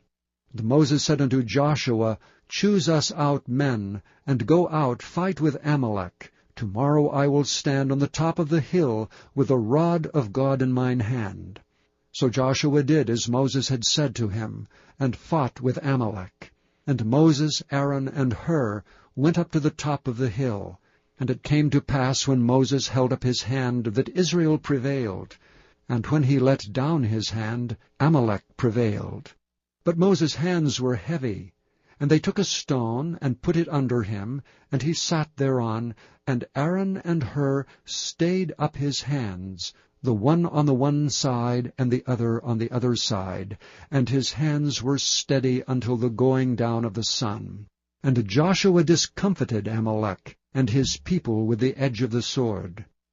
And the Lord said unto Moses, Write this for a memorial in a book, and rehearse it in the ears of Joshua. For I will utterly put out the remembrance of Amalek from under heaven. And Moses built an altar, and called the name of it Jehovah Nissi. For he said, Because the Lord hath sworn that the Lord will have war with Amalek from generation to generation. Chapter 18. When Jethro the priest of Midian, Moses' father-in-law, heard of all that God had done for Moses and for Israel his people, and that the Lord had brought Israel out of Egypt, then Jethro, Moses' father-in-law, took Zipporah, Moses' wife, after he had sent her back, and her 2 sons, of which the name of one was Gershom, for he said, I have been an alien in a strange land. And the name of the other was Eleazar, for the God of my father, said he, was mine help, and delivered me from the sword of Pharaoh. And Jethro, Moses' father-in-law, came with his sons and his wife unto Moses into the wilderness, where he encamped at the mount of God. And he said unto Moses, I thy father-in-law Jethro am come unto thee, and thy wife and her 2 sons with her. And Moses went out to meet his father-in-law, and did obeisance and kissed him, and they asked each other of their welfare, and they came into the tent. And Moses told his father-in-law all that the Lord had done unto Pharaoh and to the Egyptians for Israel's sake, and all the travail that had come upon them by the way, and how the Lord delivered them. And Jethro rejoiced for all the goodness which the Lord had done to Israel, whom he had delivered out of the hand of the Egyptians. And Jethro said, Blessed be the Lord, who hath delivered you out of the hand of the Egyptians, and out of the hand of Pharaoh, who hath delivered the people from under the hand of the Egyptians. Now I know that the Lord is greater than all gods, for in the thing wherein they dwelt proudly he was above them. And Jethro Moses' father-in-law took a burnt offering and sacrifices for God. And Aaron came, and all the elders of Israel, to eat bread with Moses' father-in-law before God. And it came to pass on the morrow that Moses sat to judge the people, and the people stood by Moses from morning unto the evening. And when Moses' father-in-law saw all that he did to the people, he said, What is this thing that thou doest to the people? Why sittest thou thyself alone, and all the people stand by thee from morning unto even? And Moses said unto his father-in-law, Because the people come unto me to inquire of God. When they have a matter, they come unto me, and I judge between one and another, and I do make them know the statutes of God and his laws. And Moses' father-in-law said unto him, The thing that thou doest is not good. Thou wilt surely wear away, both thou and this people that is with thee, for this thing is too heavy for thee. Thou art not able to perform it thyself alone. Hearken now unto my voice, I will give thee counsel, and God shall be with thee. Be thou for the people to Godward, that thou mayest bring the causes unto God. And thou shalt teach them ordinances and laws, and shalt show them the way wherein they must walk, and the work that they must do. Moreover, thou shalt provide out of all the people able men, such as fear God, men of truth, hating covetousness, and place such over them to be rulers of thousands, and rulers of hundreds, rulers of 50s, and rulers of 10s. And let them judge the people at all seasons. And it shall be that every great matter they shall bring unto thee, but every small matter they shall judge. So shall it be easier for thyself, and they shall bear the burdens with thee. If thou shalt do this thing, and God command thee so, then thou shalt be able to endure, and all this people shall also go to their place in peace. So Moses hearkened to the voice of his father-in-law, and did all that he had said. And Moses chose able men out of all Israel, and made them heads over the people, rulers of thousands, rulers of hundreds, rulers of 50s, and rulers of 10s. And they judged the people at all seasons. The hard causes they brought unto Moses, but every small matter they judged themselves. And Moses let his father-in-law depart, and he went his way into his own land. Chapter 19. In the 3rd month, when the children of Israel were gone forth out of the land of Egypt, the same day came they into the wilderness of Sinai. For they were departed from Rephidim, and were come to the desert of Sinai, and had pitched in the wilderness, and there Israel camped before the mount. And Moses went up unto God, and the Lord called unto him out of the mountain, saying, Thus shalt thou say to the house of Jacob, and tell the children of Israel, Ye have seen what I did unto the Egyptians, and how I bare you on eagle's wings, and brought you unto myself. Now therefore, if ye will obey my voice indeed, and keep my covenant, then ye shall be a peculiar treasure unto me above all people, for all the earth is mine. And ye shall be unto me a kingdom of priests, and an holy nation. These are the words which thou shalt speak unto the children of Israel. And Moses came and called for the elders of the people, and laid before their faces all these words which the Lord commanded him. And all the people answered together and said, All that the Lord hath spoken we will do. And Moses returned the words of the people unto the Lord. And the Lord said unto Moses, Lo, I come unto thee in a thick cloud, that the people may hear when I speak with thee, and believe thee forever. And Moses told the words of the people unto the Lord. And the Lord said unto Moses, Go unto the people, and sanctify them today and tomorrow, and let them wash their clothes, and be ready against the 3rd day. For the 3rd day the Lord will come down in the sight of the people upon Mount Sinai. And thou shalt set bounds unto the people round about, saying, Take heed to yourselves, that ye go not up into the mount, or touch the border of it. Whosoever toucheth the mount shall be surely put to death.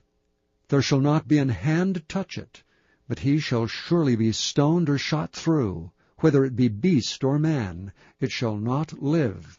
When the trumpet soundeth long, they shall come up to the mount. And Moses went down from the mount unto the people, and sanctified the people, and they washed their clothes. And he said unto the people, Be ready against the 3rd day, come not at your wives.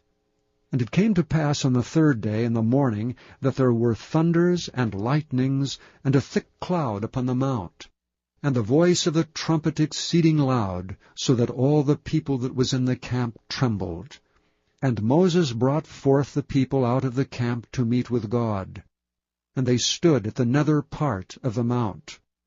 And Mount Sinai was altogether on a smoke, because the Lord descended upon it in fire. And the smoke thereof ascended as the smoke of a furnace, and the whole mount quaked greatly.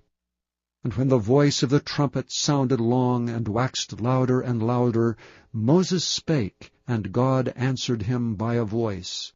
And the Lord came down upon Mount Sinai, on the top of the mount, and the Lord called Moses up to the top of the mount, and Moses went up. And the Lord said unto Moses, Go down, charge the people, lest they break through unto the Lord to gaze, and many of them perish. And let the priests also which come near to the Lord sanctify themselves, lest the Lord break forth upon them. And Moses said unto the Lord, The people cannot come up to Mount Sinai, for thou chargedst us, saying, Set bounds about the mount, and sanctify it. And the Lord said unto him, Away, get thee down, and thou shalt come up, thou and Aaron with thee, but let not the priests and the people break through to come up unto the Lord, lest he break forth upon them. So Moses went down unto the people, and spake unto them. Chapter 20.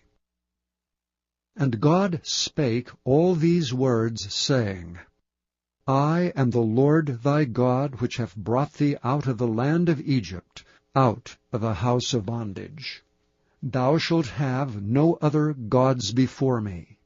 Thou shalt not make unto thee any graven image, or any likeness of anything that is in heaven above, or that is in the earth beneath, or that is in the water under the earth. Thou shalt not bow down thyself to them, nor serve them. For I, the Lord thy God, am a jealous God, visiting the iniquity of the fathers upon the children unto the 3rd and 4th generation of them that hate me, and showing mercy unto thousands of them that love me and keep my commandments.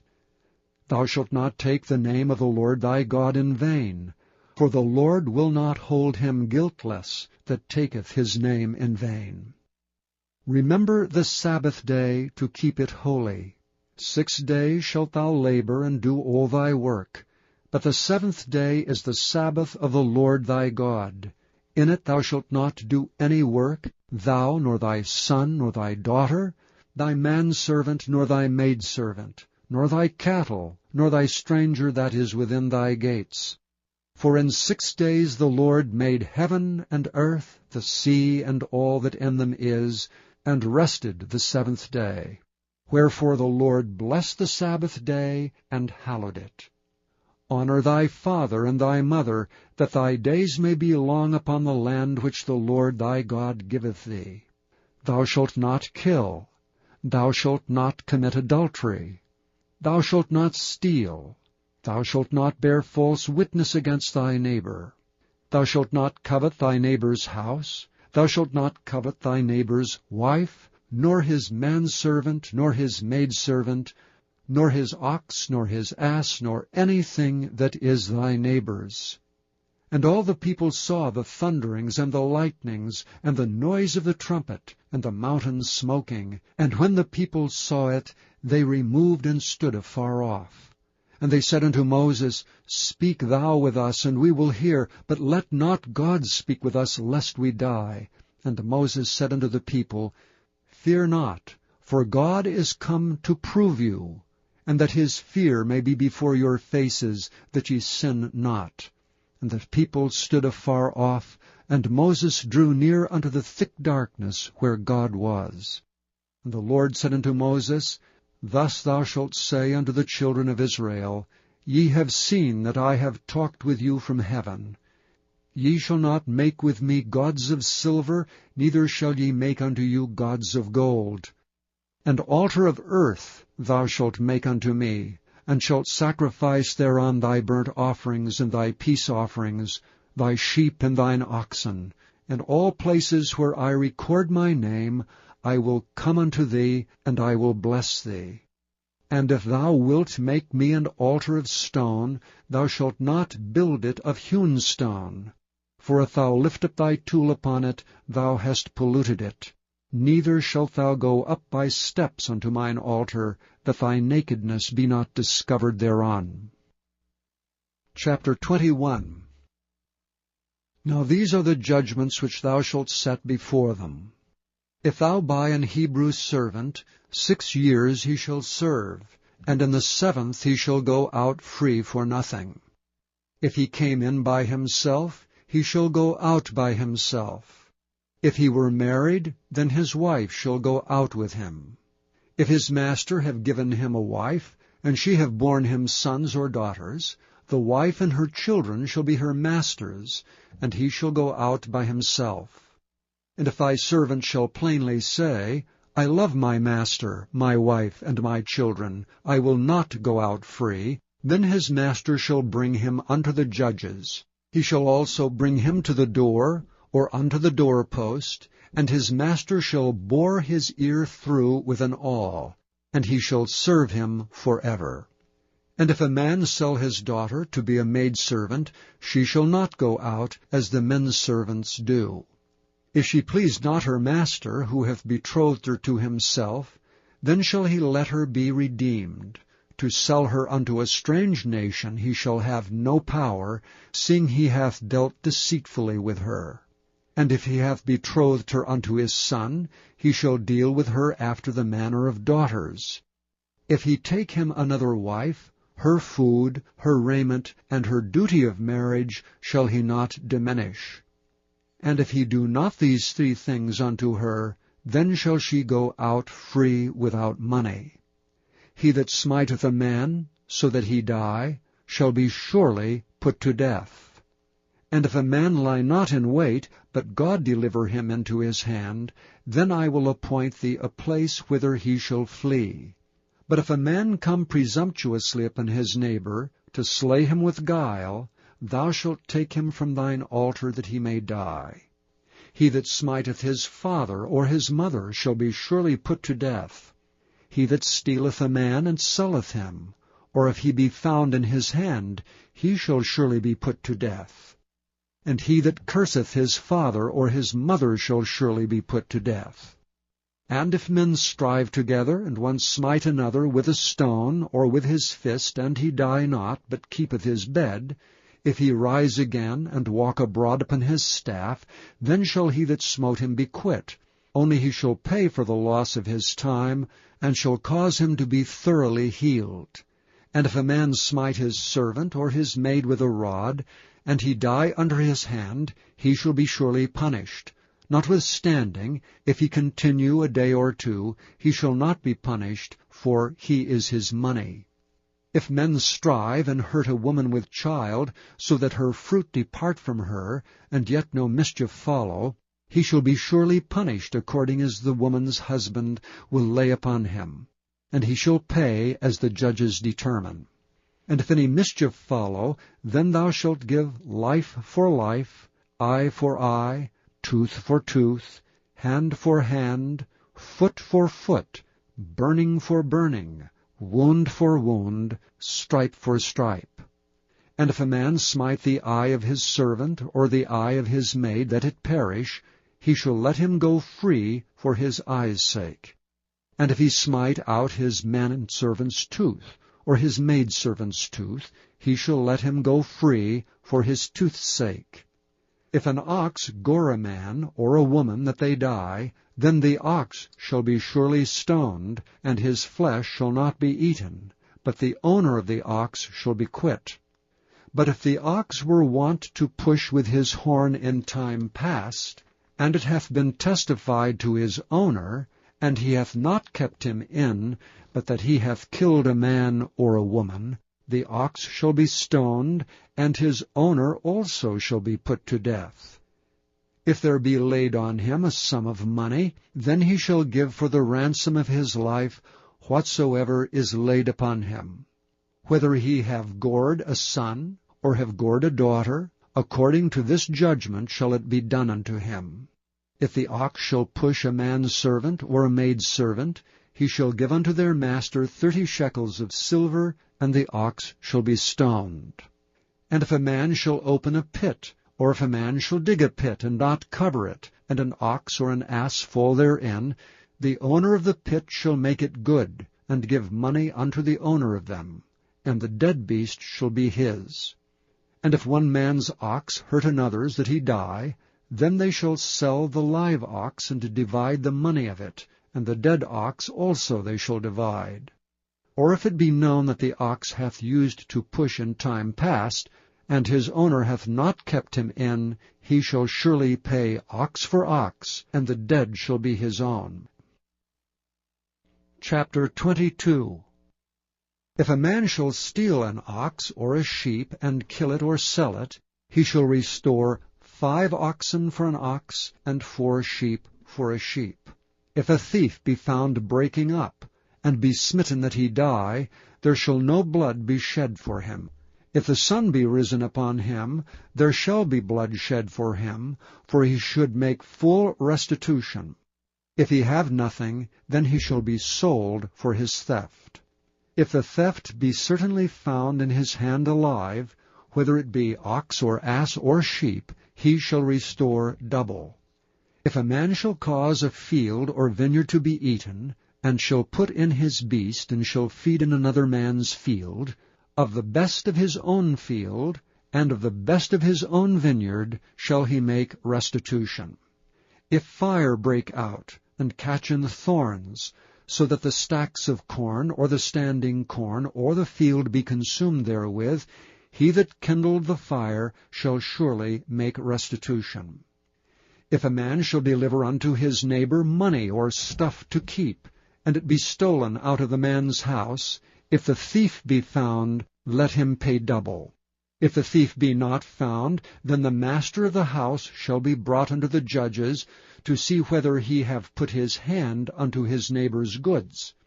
For all manner of trespass, whether it be for ox, for ass, for sheep, for raiment, or for any manner of lost thing, which another challengeth to be his, the cause of both parties shall come before the judges, and whom the judges shall condemn, he shall pay double unto his neighbor. If a man deliver unto his neighbor an ass, or an ox, or a sheep, or any beast to keep, and it die or be hurt, or driven away, no man seeing it, then shall an oath of the Lord between them both, that he hath not put his hand unto his neighbor's goods, and the owner of it shall accept thereof, and he shall not make it good. And if it be stolen from him, he shall make restitution unto the owner thereof. If it be torn in pieces, then let him bring it for witness, and he shall not make good that which was torn. And if a man borrow aught of his neighbor, and it be hurt, or die, the owner thereof being not with it, he shall surely make it good. But if the owner thereof be with it, he shall not make it good. If it be an hired thing, it came for his hire. And if a man entice a maid that is not betrothed, and lie with her, he shall surely endow her to be his wife. If her father utterly refuse to give her unto him, he shall pay money according to the dowry of virgins. Thou shalt not suffer a witch to live. Whosoever lieth with a beast shall surely be put to death. He that sacrificeth unto any god save unto the Lord only, he shall be utterly destroyed. Thou shalt neither vex a stranger, nor oppress him, for ye were strangers in the land of Egypt. Ye shall not afflict any widow or fatherless child. If thou afflict them in any wise, and they cry at all unto me, I will surely hear their cry. And my wrath shall wax hot, and I will kill you with the sword, and your wives shall be widows, and your children fatherless. If thou lend money to any of my people that is poor by thee, thou shalt not be to him as an usurer, neither shalt thou lay upon him usury. If thou at all take thy neighbour's raiment to pledge, thou shalt deliver it unto him by that the sun goeth down. For that is his covering only, it is his raiment for his skin. Wherein shall he sleep? And it shall come to pass when he crieth unto me that I will hear, for I am gracious. Thou shalt not revile the gods, nor curse the ruler of thy people. Thou shalt not delay to offer the first of thy ripe fruits and of thy liquors, the firstborn of thy sons shalt thou give unto me. Likewise shalt thou do with thine oxen and with thy sheep. 7 days it shall be with his dam, and on the 8th day thou shalt give it me. And ye shall be holy men unto me. Neither shall ye eat any flesh that is torn of beasts in the field, ye shall cast it to the dogs. Chapter 23. Thou shalt not raise a false report. Put not thine hand with the wicked, to be an unrighteous witness. Thou shalt not follow a multitude to do evil, neither shalt thou speak in a cause to decline after many to wrest judgment. Neither shalt thou countenance a poor man in his cause. If thou meet thine enemy's ox or his ass going astray, thou shalt surely bring it back to him again.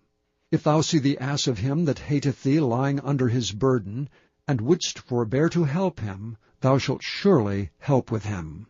Thou shalt not wrest the judgment of thy poor in his cause.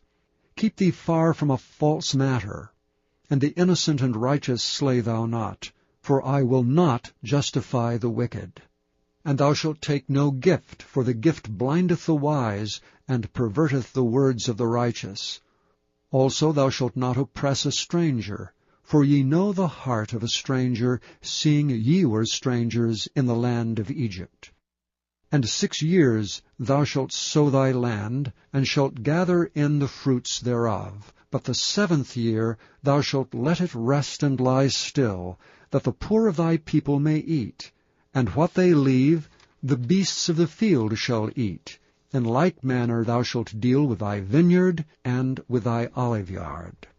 6 days thou shalt do thy work, and on the 7th day thou shalt rest, that thine ox and thine ass may rest, and the son of thy handmaid and the stranger may be refreshed. And in all things that I have said unto you, be circumspect, and make no mention of the name of other gods, neither let it be heard out of thy mouth. 3 times thou shalt keep a feast unto me in the year. Thou shalt keep the feast of unleavened bread. Thou shalt eat unleavened bread 7 days, as I commanded thee, in the time appointed of the month Abib. For in it thou camest out from Egypt, and none shall appear before me empty. And the feast of harvest, the firstfruits of thy labors which thou hast sown in the field. And the feast of ingathering, which is in the end of the year, when thou hast gathered in thy labors out of the field. 3 times in the year all thy males shall appear before the Lord God. Thou shalt not offer the blood of my sacrifice with leavened bread, neither shall the fat of my sacrifice remain until the morning. The first of the firstfruits of thy land thou shalt bring into the house of the Lord thy God. Thou shalt not seethe a kid in his mother's milk. Behold, I send an angel before thee, to keep thee in the way, and to bring thee into the place which I have prepared. Beware of him, and obey his voice. Provoke him not, for he will not pardon your transgressions, for my name is in him. But if thou shalt indeed obey his voice, and do all that I speak, then I will be an enemy unto thine enemies, and an adversary unto thine adversaries. For mine angel shall go before thee, and bring thee unto the Amorites, and the Hittites, and the Perizzites, and the Canaanites, and the Hivites, and the Jebusites, and I will cut them off. Thou shalt not bow down to their gods, nor serve them, nor do after their works, but thou shalt utterly overthrow them, and quite break down their images.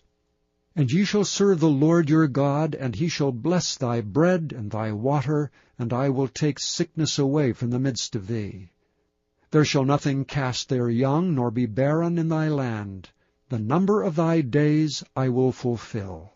I will send my fear before thee, and will destroy all the people to whom thou shalt come, and I will make all thine enemies turn their backs unto thee.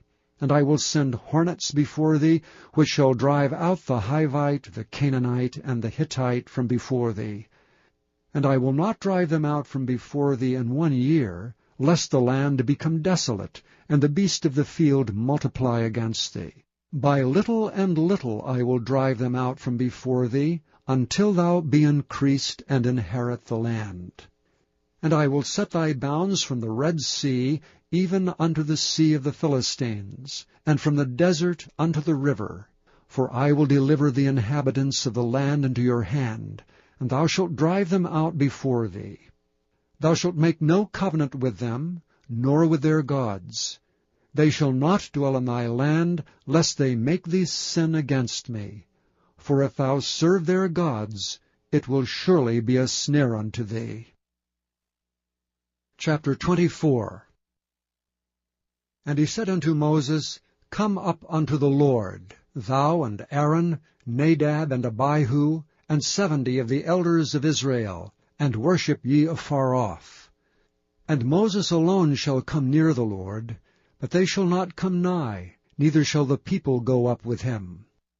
And Moses came and told the people all the words of the Lord, and all the judgments. And all the people answered with one voice, and said, All the words which the Lord hath said we will do. And Moses wrote all the words of the Lord, and rose up early in the morning, and builded an altar under the hill, and 12 pillars, according to the 12 tribes of Israel. And he sent young men of the children of Israel, which offered burnt offerings, and sacrificed peace offerings of oxen unto the Lord. And Moses took half of the blood, and put it in basins, and half of the blood he sprinkled on the altar. And he took the book of the covenant, and read in the audience of the people. And they said, All that the Lord hath said, we will do, and be obedient. And Moses took the blood, and sprinkled it on the people, and said, Behold the blood of the covenant, which the Lord hath made with you concerning all these words. Then went up Moses and Aaron, Nadab and Abihu, and 70 of the elders of Israel. And they saw the God of Israel, and there was under his feet as it were a paved work of a sapphire stone, and as it were the body of heaven in his clearness. And upon the nobles of the children of Israel he laid not his hand. Also they saw God, and did eat and drink. And the Lord said unto Moses, Come up to me into the mount, and be there. And I will give thee tables of stone, and the law and commandments which I have written, that thou mayest teach them. And Moses rose up, and his minister Joshua, and Moses went up into the mount of God. And he said unto the elders, Tarry ye here for us, until we come again unto you. And behold, Aaron and Hur are with you. If any man have any matters to do, let him come unto them. And Moses went up into the mount, and a cloud covered the mount. And the glory of the Lord abode upon Mount Sinai, and the cloud covered it 6 days. And the 7th day he called unto Moses out of the midst of the cloud. And the sight of the glory of the Lord was like devouring fire on the top of the mount in the eyes of the children of Israel. And Moses went into the midst of the cloud, and gat him up into the mount. And Moses was in the mount 40 days and 40 nights. Chapter 25. And the Lord spake unto Moses, saying, Speak unto the children of Israel, that they bring me an offering. Of every man that giveth it willingly with his heart, ye shall take my offering. And this is the offering which ye shall take of them, gold and silver and brass, and blue and purple and scarlet, and fine linen and goat's hair, and rams' skins dyed red, and badgers' skins and shittim wood, oil for the light, spices for anointing oil, and for sweet incense, onyx stones and stones to be set in the ephod and in the breastplate. And let them make me a sanctuary, that I may dwell among them. According to all that I show thee, after the pattern of the tabernacle and the pattern of all the instruments thereof, even so shall ye make it. And they shall make an ark of shittim wood. 2 cubits and a half shall be the length thereof, and 1 cubit and a half the breadth thereof, and 1 cubit and a half the height thereof. And thou shalt overlay it with pure gold. Within and without shalt thou overlay it, and shalt make upon it a crown of gold round about. And thou shalt cast 4 rings of gold for it, and put them in the 4 corners thereof. And 2 rings shall be in the one side of it, and 2 rings in the other side of it. And thou shalt make staves of shittim wood, and overlay them with gold. And thou shalt put the staves into the rings by the sides of the ark, that the ark may be borne with them. The staves shall be in the rings of the ark, they shall not be taken from it. And thou shalt put into the ark the testimony which I shall give thee. And thou shalt make a mercy seat of pure gold. 2 cubits and a half shall be the length thereof, and 1 cubit and a half the breadth thereof. And thou shalt make 2 cherubims of gold, of beaten work shalt thou make them, in the 2 ends of the mercy seat. And make 1 cherub on the one end, and the other cherub on the other end, even of the mercy seat shall ye make the cherubims on the 2 ends thereof. And the cherubim shall stretch forth their wings on high, covering the mercy seat with their wings, and their faces shall look one to another. Toward the mercy seat shall the faces of the cherubims be. And thou shalt put the mercy seat above upon the ark, and in the ark thou shalt put the testimony that I shall give thee. And there I will meet with thee, and I will commune with thee from above the mercy seat, from between the 2 cherubims which are upon the ark of the testimony, of all things which I will give thee in commandment unto the children of Israel. Thou shalt also make a table of shittim wood, 2 cubits shall be the length thereof, and 1 cubit the breadth thereof, and 1 cubit and a half the height thereof. And thou shalt overlay it with pure gold, and make thereto a crown of gold round about. And thou shalt make unto it a border of an hand breadth round about, and thou shalt make a golden crown to the border thereof round about.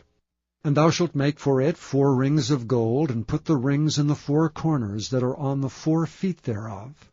Over against the border shall the rings be for places of the staves to bear the table. And thou shalt make the staves of shittim wood, and overlay them with gold, that the table may be borne with them. And thou shalt make the dishes thereof, and spoons thereof, and covers thereof, and bowls thereof to cover withal. Of pure gold shalt thou make them. And thou shalt set upon the table showbread before me alway. And thou shalt make a candlestick of pure gold. Of beaten work shall the candlestick be made. His shaft and his branches, his bowls, his knops and his flowers shall be the same. And 6 branches shall come out of the sides of it, 3 branches of the candlestick out of the one side, and 3 branches of the candlestick out of the other side. 3 bowls made like unto almonds, with a knop and a flower in one branch, and 3 bowls made like almonds in the other branch, with a knop and a flower. So in the 6 branches that come out of the candlestick. And in the candlestick shall be 4 bowls made like unto almonds, with their knops and their flowers. And there shall be a knop under 2 branches of the same, and a knop under 2 branches of the same, and a knop under 2 branches of the same, according to the 6 branches that proceed out of the candlestick. Their knops and their branches shall be of the same. All it shall be one beaten work of pure gold. And thou shalt make the 7 lamps thereof, and they shall light the lamps thereof, that they may give light over against it. And the tongs thereof, and the snuff dishes thereof shall be of pure gold. Of a talent of pure gold shall he make it, with all these vessels. and look that thou make them after their pattern, which was showed thee in the mount. Chapter 26. Moreover thou shalt make the tabernacle with 10 curtains of fine twined linen, and blue, and purple, and scarlet, with cherubims of cunning work shalt thou make them. The length of one curtain shall be 28 cubits, and the breadth of one curtain 4 cubits, and every one of the curtains shall have one measure. The 5 curtains shall be coupled together one to another, and other 5 curtains shall be coupled one to another. And thou shalt make loops of blue upon the edge of the one curtain from the selvage in the coupling, and likewise shalt thou make in the uttermost edge of another curtain in the coupling of the second. 50 loops shalt thou make in the one curtain, and 50 loops shalt thou make in the edge of the curtain that is in the coupling of the second, that the loops may take hold one of another. And thou shalt make 50 taches of gold, and couple the curtains together with the taches, and it shall be one tabernacle. And thou shalt make curtains of goat's hair to be a covering upon the tabernacle. 11 curtains shalt thou make. The length of one curtain shall be 30 cubits, and the breadth of one curtain 4 cubits, and the 11 curtains shall be all of one measure. And thou shalt couple 5 curtains by themselves, and 6 curtains by themselves, and shalt double the 6th curtain in the forefront of the tabernacle. And thou shalt make 50 loops on the edge of the one curtain that is outmost in the coupling, and 50 loops in the edge of the curtain which coupleth the second. And thou shalt make 50 taches of brass, and put the taches into the loops, and couple the tent together, that it may be one. And the remnant that remaineth of the curtains of the tent, the half curtain that remaineth shall hang over the backside of the tabernacle. And a cubit on the one side, and a cubit on the other side of that which remaineth in the length of the curtains of the tent, it shall hang over the sides of the tabernacle on this side and on that side to cover it. And thou shalt make a covering for the tent of ram's skins dyed red, and a covering above of badger's skins. And thou shalt make boards for the tabernacle of shittim wood standing up. 10 cubits shall be the length of a board, and a cubit and a half shall be the breadth of one board. 2 tenons shall there be in one board, set in order one against another. Thus shalt thou make for all the boards of the tabernacle. And thou shalt make the boards for the tabernacle, 20 boards on the south side southward. And thou shalt make 40 sockets of silver under the 20 boards, 2 sockets under one board for his 2 tenons, and 2 sockets under another board for his 2 tenons. And for the second side of the tabernacle, on the north side, there shall be 20 boards. And there 40 sockets of silver, 2 sockets under one board, and 2 sockets under another board. And for the sides of the tabernacle westward thou shalt make 6 boards, and 2 boards shalt thou make for the corners of the tabernacle in the 2 sides. And they shall be coupled together beneath, and they shall be coupled together above the head of it unto one ring. Thus shall it be for them both. They shall be for the 2 corners. And they shall be 8 boards, and their sockets of silver, 16 sockets, 2 sockets under one board, and 2 sockets under another board. And thou shalt make bars of shittim wood, 5 for the boards of one side of the tabernacle, and 5 bars for the boards of the other side of the tabernacle, and 5 bars for the boards of the side of the tabernacle, for the 2 sides westward. And the middle bar in the midst of the boards shall reach from end to end. And thou shalt overlay the boards with gold, and make there rings of gold for places for the bars. And thou shalt overlay the bars with gold. And thou shalt rear up the tabernacle according to the fashion thereof which was showed thee in the mount. And thou shalt make a veil of blue and purple and scarlet and fine twined linen of cunning work, with cherubims shall it be made. And thou shalt hang it upon 4 pillars of shittim wood overlaid with gold. Their hooks shall be of gold upon the 4 sockets of silver. And thou shalt hang up the veil under the taches, that thou mayest bring in thither within the veil the ark of the testimony, And the veil shall divide unto you between the holy place and the most holy. And thou shalt put the mercy seat upon the ark of the testimony in the most holy place. And thou shalt set the table without the veil, and the candlestick over against the table on the side of the tabernacle toward the south. And thou shalt put the table on the north side. And thou shalt make an hanging for the door of the tent, of blue and purple and scarlet and fine twined linen, wrought with needlework.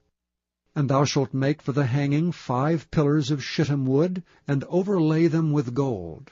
And their hooks shall be of gold, and thou shalt cast 5 sockets of brass for them. Chapter 27. And thou shalt make an altar of shittim wood, 5 cubits long and 5 cubits broad. The altar shall be 4 square, and the height thereof shall be 3 cubits. And thou shalt make the horns of it upon the 4 corners thereof. His horns shall be of the same, and thou shalt overlay it with brass. And thou shalt make his pans to receive his ashes, and his shovels, and his basins, and his fleshhooks, and his firepans. All the vessels thereof thou shalt make of brass. And thou shalt make for it a grate of network of brass. And upon the net shalt thou make 4 brazen rings in the 4 corners thereof. And thou shalt put it under the compass of the altar beneath, that the net may be even to the midst of the altar. And thou shalt make staves for the altar, staves of shittim wood, and overlay them with brass. And the stave shall be put into the rings, and the stave shall be upon the 2 sides of the altar to bear it. Hollow with boards shalt thou make it, as it was showed thee in the mount, so shall they make it. And thou shalt make the court of the tabernacle. For the south side southward there shall be hangings for the court of fine twined linen of 100 cubits long for one side. And the 20 pillars thereof and their 20 sockets shall be of brass. The hooks of the pillars and their fillets shall be of silver. And likewise for the north side in length there shall be hangings of 100 cubits long, and his 20 pillars and their 20 sockets of brass. The hooks of the pillars and their fillets of silver. And for the breadth of the court on the west side shall be hangings of 50 cubits, their pillars 10, and their sockets 10. And the breadth of the court on the east side eastward shall be 50 cubits. The hangings of one side of the gate shall be 15 cubits, their pillars 3, and their sockets 3. And on the other side shall be hangings 15 cubits, their pillars 3, and their sockets 3. And for the gate of the court shall be an hanging of 20 cubits of blue and purple and scarlet, and fine twined linen, wrought with needlework, and their pillars shall be 4, and their sockets 4. All the pillars round about the court shall be filleted with silver, their hooks shall be of silver, and their sockets of brass. The length of the court shall be 100 cubits, and the breadth 50 everywhere, and the height 5 cubits of fine twined linen, and their sockets of brass. All the vessels of the tabernacle, and all the service thereof, and all the pins thereof, and all the pins of the court shall be of brass. And thou shalt command the children of Israel that they bring thee pure oil olive beaten for the light, to cause the lamp to burn always. In the tabernacle of the congregation without the veil, which is before the testimony, Aaron and his sons shall order it from evening to morning before the Lord. It shall be a statute forever unto their generations on the behalf of the children of Israel. Chapter 28. And take thou unto thee Aaron thy brother, and his sons with him, from among the children of Israel, that he may minister unto me in the priest's office, even Aaron, Nadab, and Abihu, Eleazar, and Ithamar, Aaron's sons. And thou shalt make holy garments for Aaron thy brother, for glory and for beauty. And thou shalt speak unto all that are wise-hearted, whom I have filled with the spirit of wisdom, that they may make Aaron's garments to consecrate him, that he may minister unto me in the priest's office.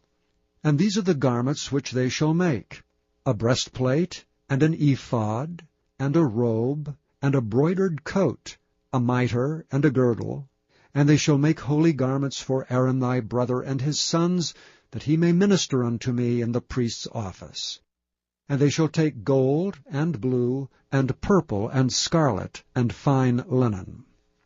And they shall make the ephod of gold, of blue, and of purple, of scarlet, and fine twined linen with cunning work.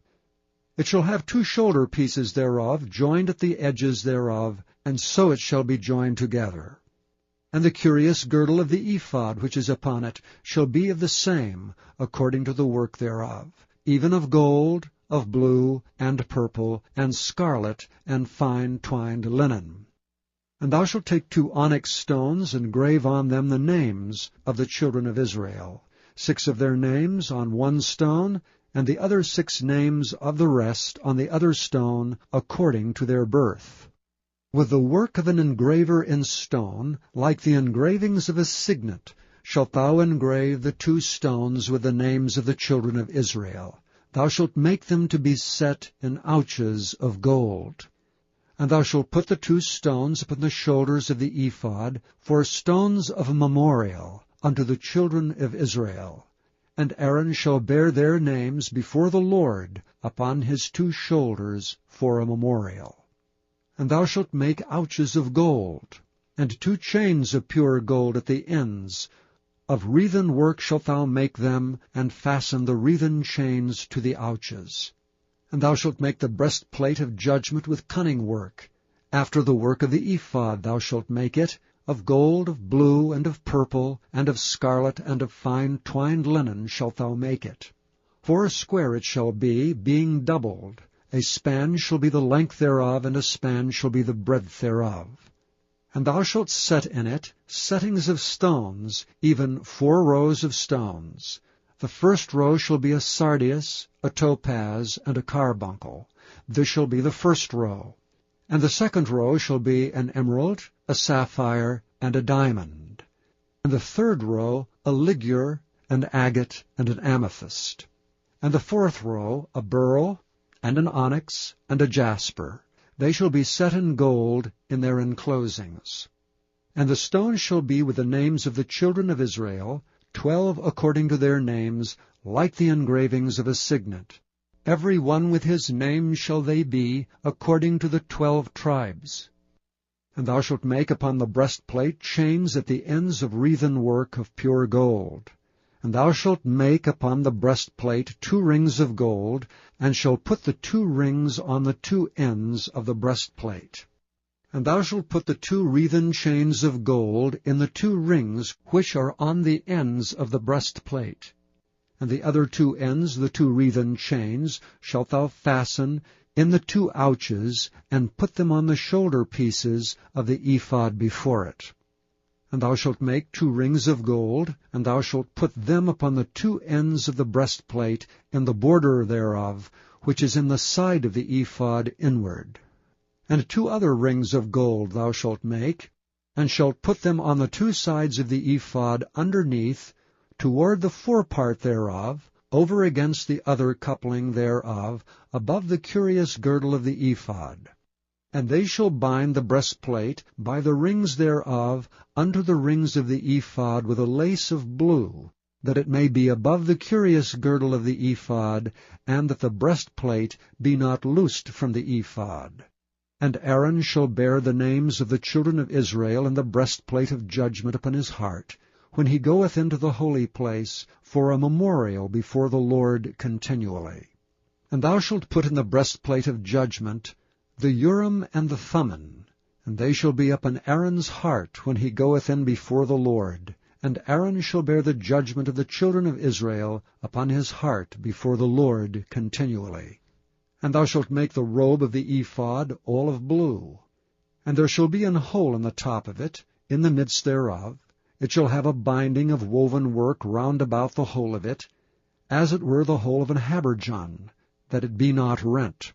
And beneath upon the hem of it thou shalt make pomegranates of blue, and of purple, and of scarlet, round about the hem thereof, and bells of gold between them round about, a golden bell and a pomegranate, a golden bell and a pomegranate, upon the hem of the robe round about.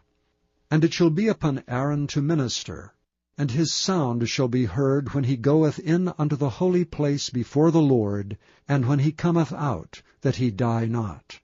And thou shalt make a plate of pure gold, and grave upon it, like the engravings of a signet, Holiness to the Lord.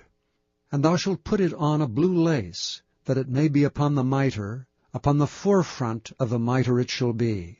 And it shall be upon Aaron's forehead, that Aaron may bear the iniquity of the holy things, which the children of Israel shall hallow in all their holy gifts.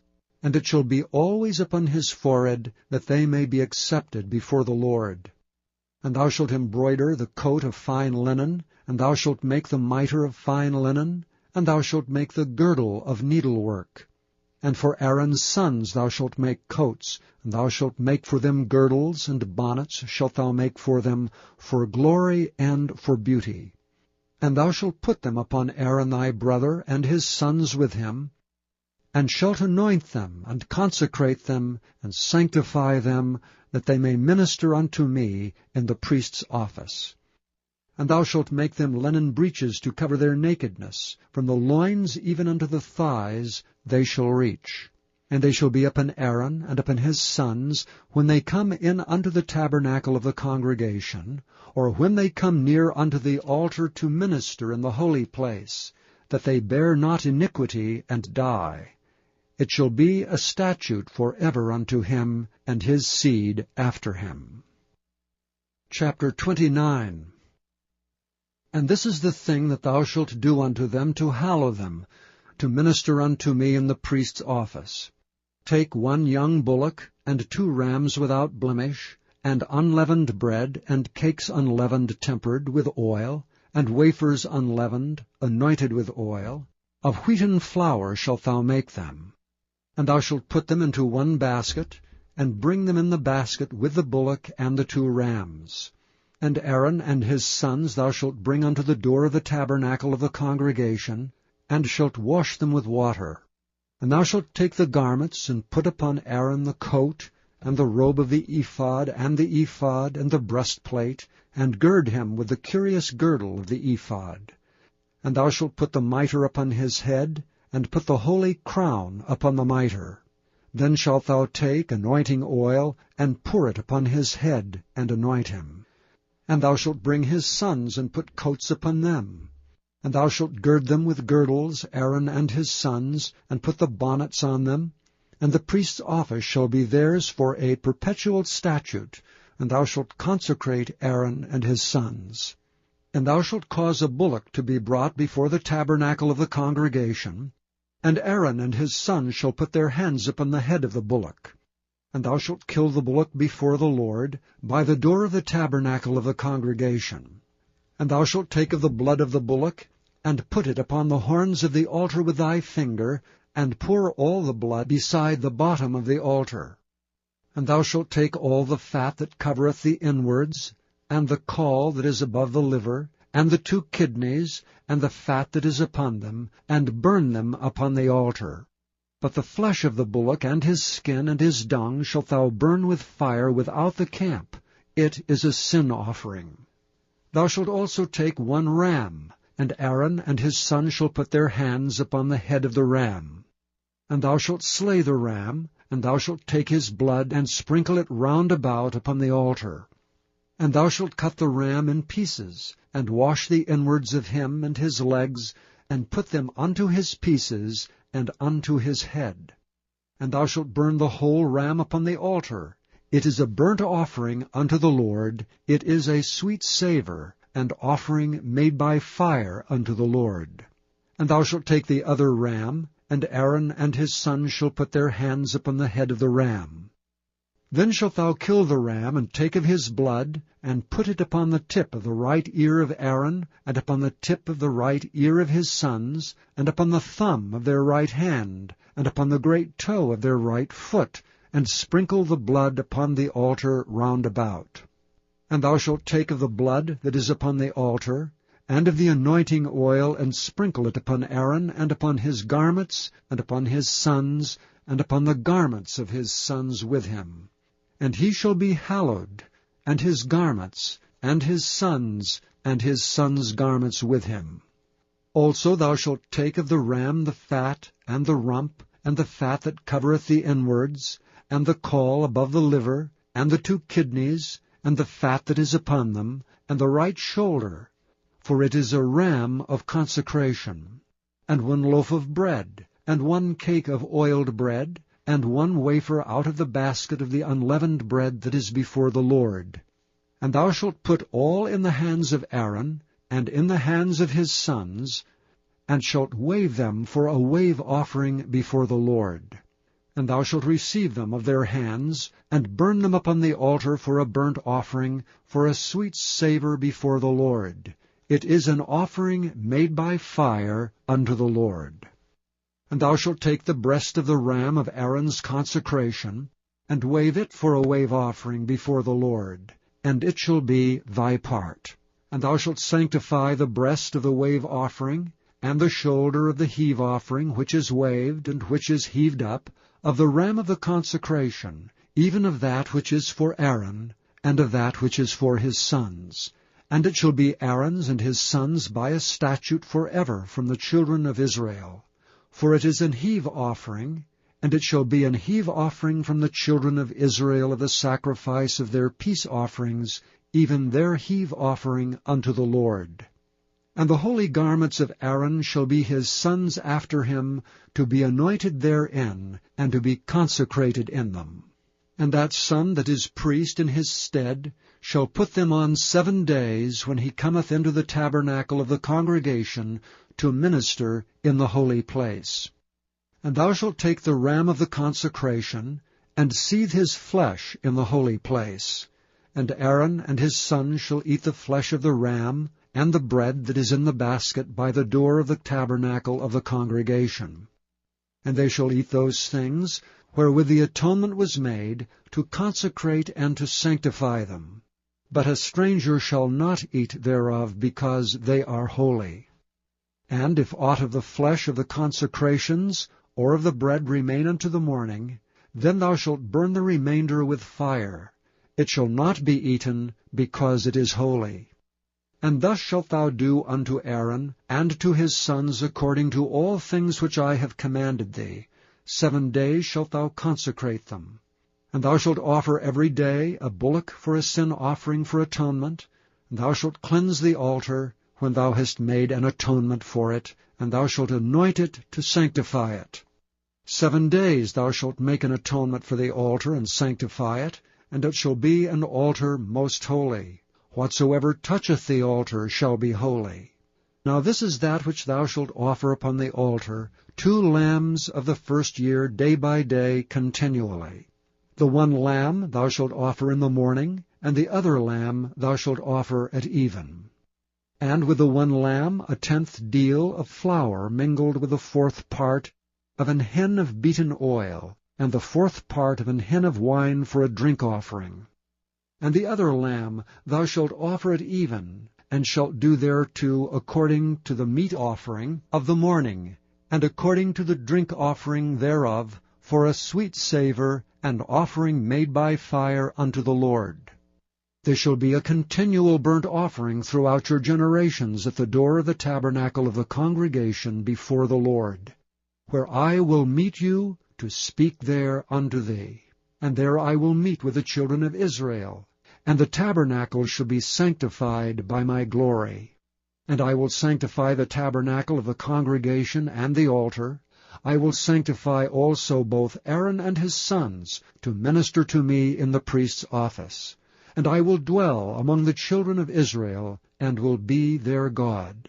And they shall know that I am the Lord their God, that brought them forth out of the land of Egypt, that I may dwell among them. I am the Lord their God. Chapter 30. And thou shalt make an altar to burn incense upon. Of shittim wood shalt thou make it. A cubit shall be the length thereof, and a cubit the breadth thereof. 4 square shall it be, and 2 cubits shall be the height thereof. The horns thereof shall be of the same. And thou shalt overlay it with pure gold, the top thereof, and the sides thereof round about, and the horns thereof. and thou shalt make unto it a crown of gold round about. And 2 golden rings shalt thou make to it under the crown of it. By the 2 corners thereof, upon the 2 sides of it shalt thou make it, and they shall be for places for the staves to bear it withal. And thou shalt make the staves of shittim wood, and overlay them with gold. And thou shalt put it before the veil, that is by the ark of the testimony, before the mercy seat that is over the testimony, where I will meet with thee. And Aaron shall burn thereon sweet incense every morning. When he dresseth the lamps, he shall burn incense upon it. And when Aaron lighteth the lamps at even, he shall burn incense upon it, a perpetual incense before the Lord throughout your generations.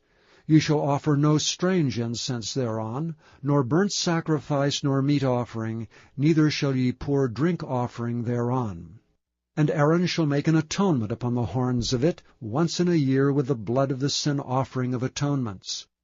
Once in the year shall he make atonement upon it throughout your generations. It is most holy unto the Lord. And the Lord spake unto Moses, saying, When thou takest the sum of the children of Israel after their number, then shall they give every man a ransom for his soul unto the Lord, when thou numberest them, that there be no plague among them when thou numberest them.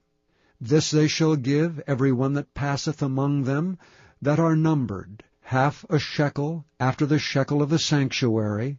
A shekel is 20 gerahs, and half shekel shall be the offering of the Lord. Every one that passeth among them that are numbered from 20 years old and above shall give an offering unto the Lord. The rich shall not give more, and the poor shall not give less than half a shekel, when they give an offering unto the Lord, to make an atonement for your souls. And thou shalt take the atonement money of the children of Israel, and shalt appoint it for the service of the tabernacle of the congregation, that it may be a memorial unto the children of Israel before the Lord, to make an atonement for your souls. And the Lord spake unto Moses, saying, Thou shalt also make a laver of brass, and his foot also of brass, to wash withal. And thou shalt put it between the tabernacle of the congregation and the altar, and thou shalt put water therein. For Aaron and his sons shall wash their hands and their feet thereat. When they go into the tabernacle of the congregation, they shall wash with water, that they die not, or when they come near to the altar to minister to burn offering made by fire unto the Lord. So they shall wash their hands and their feet, that they die not. And it shall be a statute forever to them, even to him and to his seed throughout their generations. Moreover the Lord spake unto Moses, saying, Take thou also unto thee principal spices of pure myrrh, 500 shekels, and of sweet cinnamon half so much, even 250 shekels, and of sweet calamus 250 shekels, and of cassia 500 shekels, after the shekel of the sanctuary, and of oil olive an hin. And thou shalt make it an oil of holy ointment, an ointment compound, after the art of the apothecary. It shall be an holy anointing oil. And thou shalt anoint the tabernacle of the congregation therewith, and the ark of the testimony, and the table and all his vessels, and the candlestick and his vessels, and the altar of incense, and the altar of burnt offering with all his vessels, and the laver and his foot. And thou shalt sanctify them, that they may be most holy. Whatsoever toucheth them shall be holy. And thou shalt anoint Aaron and his sons, and consecrate them, that they may minister unto me in the priest's office. And thou shalt speak unto the children of Israel, saying, This shall be an holy anointing oil unto me throughout your generations. Upon men's flesh shall it not be poured, neither shall ye make any other like it, after the composition of it. It is holy, and it shall be holy unto you. Whosoever compoundeth any like it, or whosoever putteth any of it upon a stranger, shall even be cut off from his people. And the Lord said unto Moses, Take unto thee sweet spices, stacte, and onycha, and galbanum, these sweet spices with pure frankincense. Of each shall there be a like weight. Thou shalt make it a perfume, a confection after the art of the apothecary, tempered together, pure and holy. Thou shalt beat some of it very small, and put of it before the testimony in the tabernacle of the congregation, where I will meet with thee. It shall be unto you most holy. And as for the perfume which thou shalt make, ye shall not make to yourselves according to the composition thereof. It shall be unto thee holy for the Lord. Whosoever shall make like unto that, to smell thereto, shall even be cut off from his people. Chapter 31.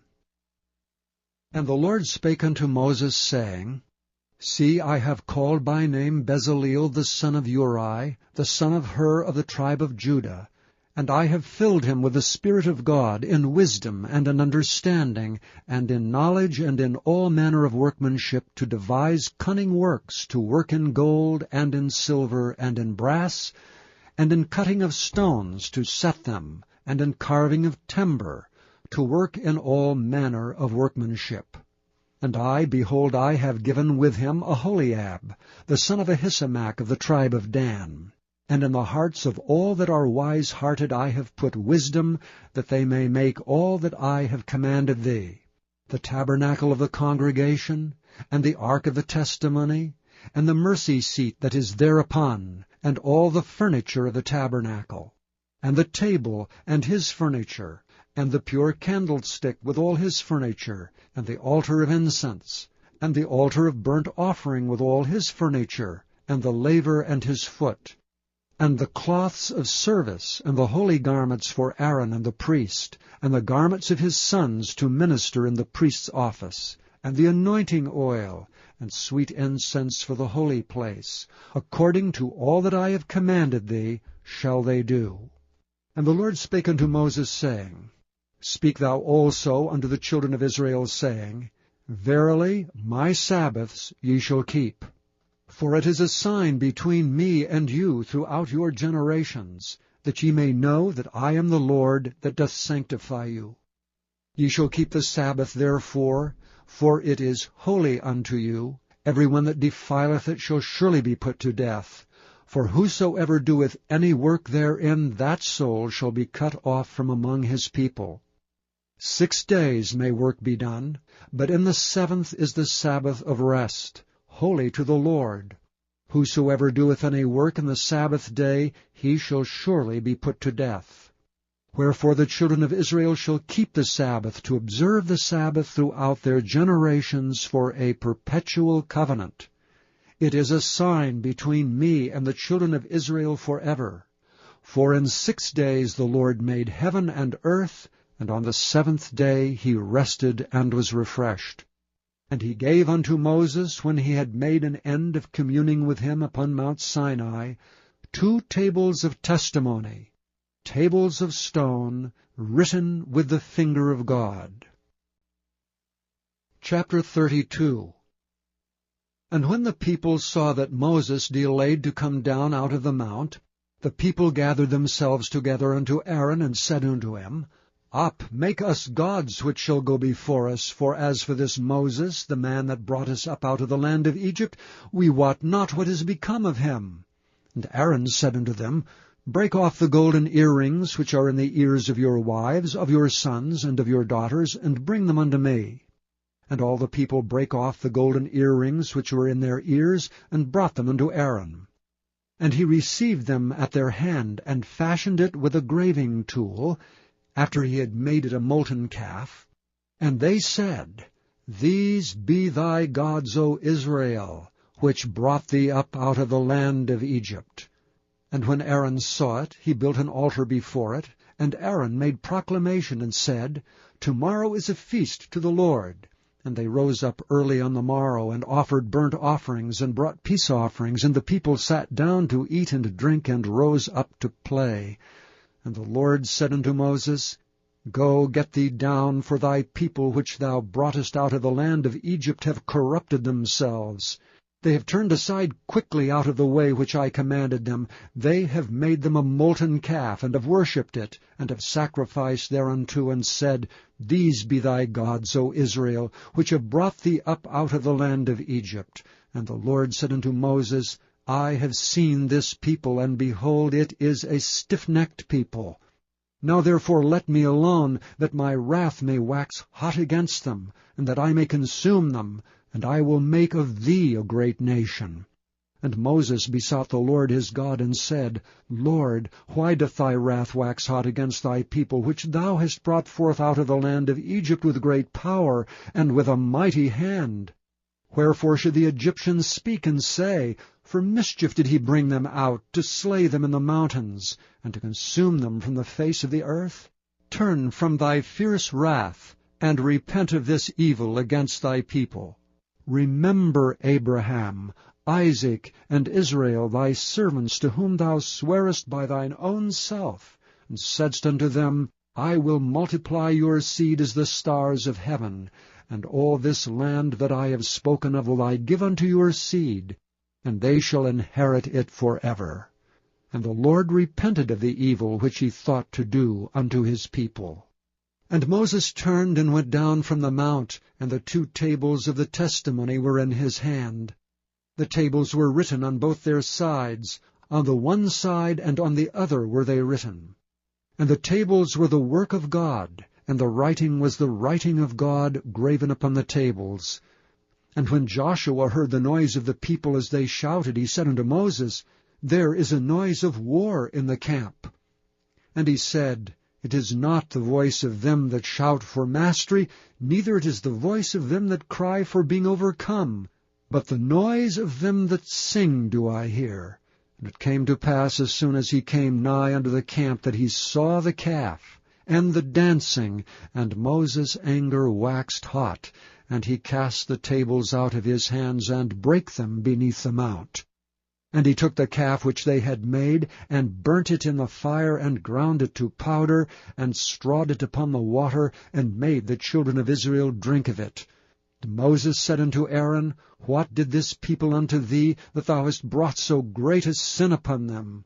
And Aaron said, Let not the anger of my Lord wax hot. Thou knowest the people, that they are set on mischief. For they said unto me, Make us gods which shall go before us. As for this Moses, the man that brought us up out of the land of Egypt, we wot not what is become of him. And I said unto them, Whosoever hath any gold, let them break it off. So they gave it me, then I cast it into the fire, and there came out this calf. And when Moses saw that the people were naked, for Aaron had made them naked unto their shame among their enemies, then Moses stood up in the gate of the camp, and said, Who is on the Lord's side? Let him come unto me. And all the sons of Levi gathered themselves together unto him. And he said unto them, Thus saith the Lord God of Israel, Put every man his sword by his side, and go in and out from gate to gate throughout the camp, and slay every man his brother, and every man his companion, and every man his neighbor.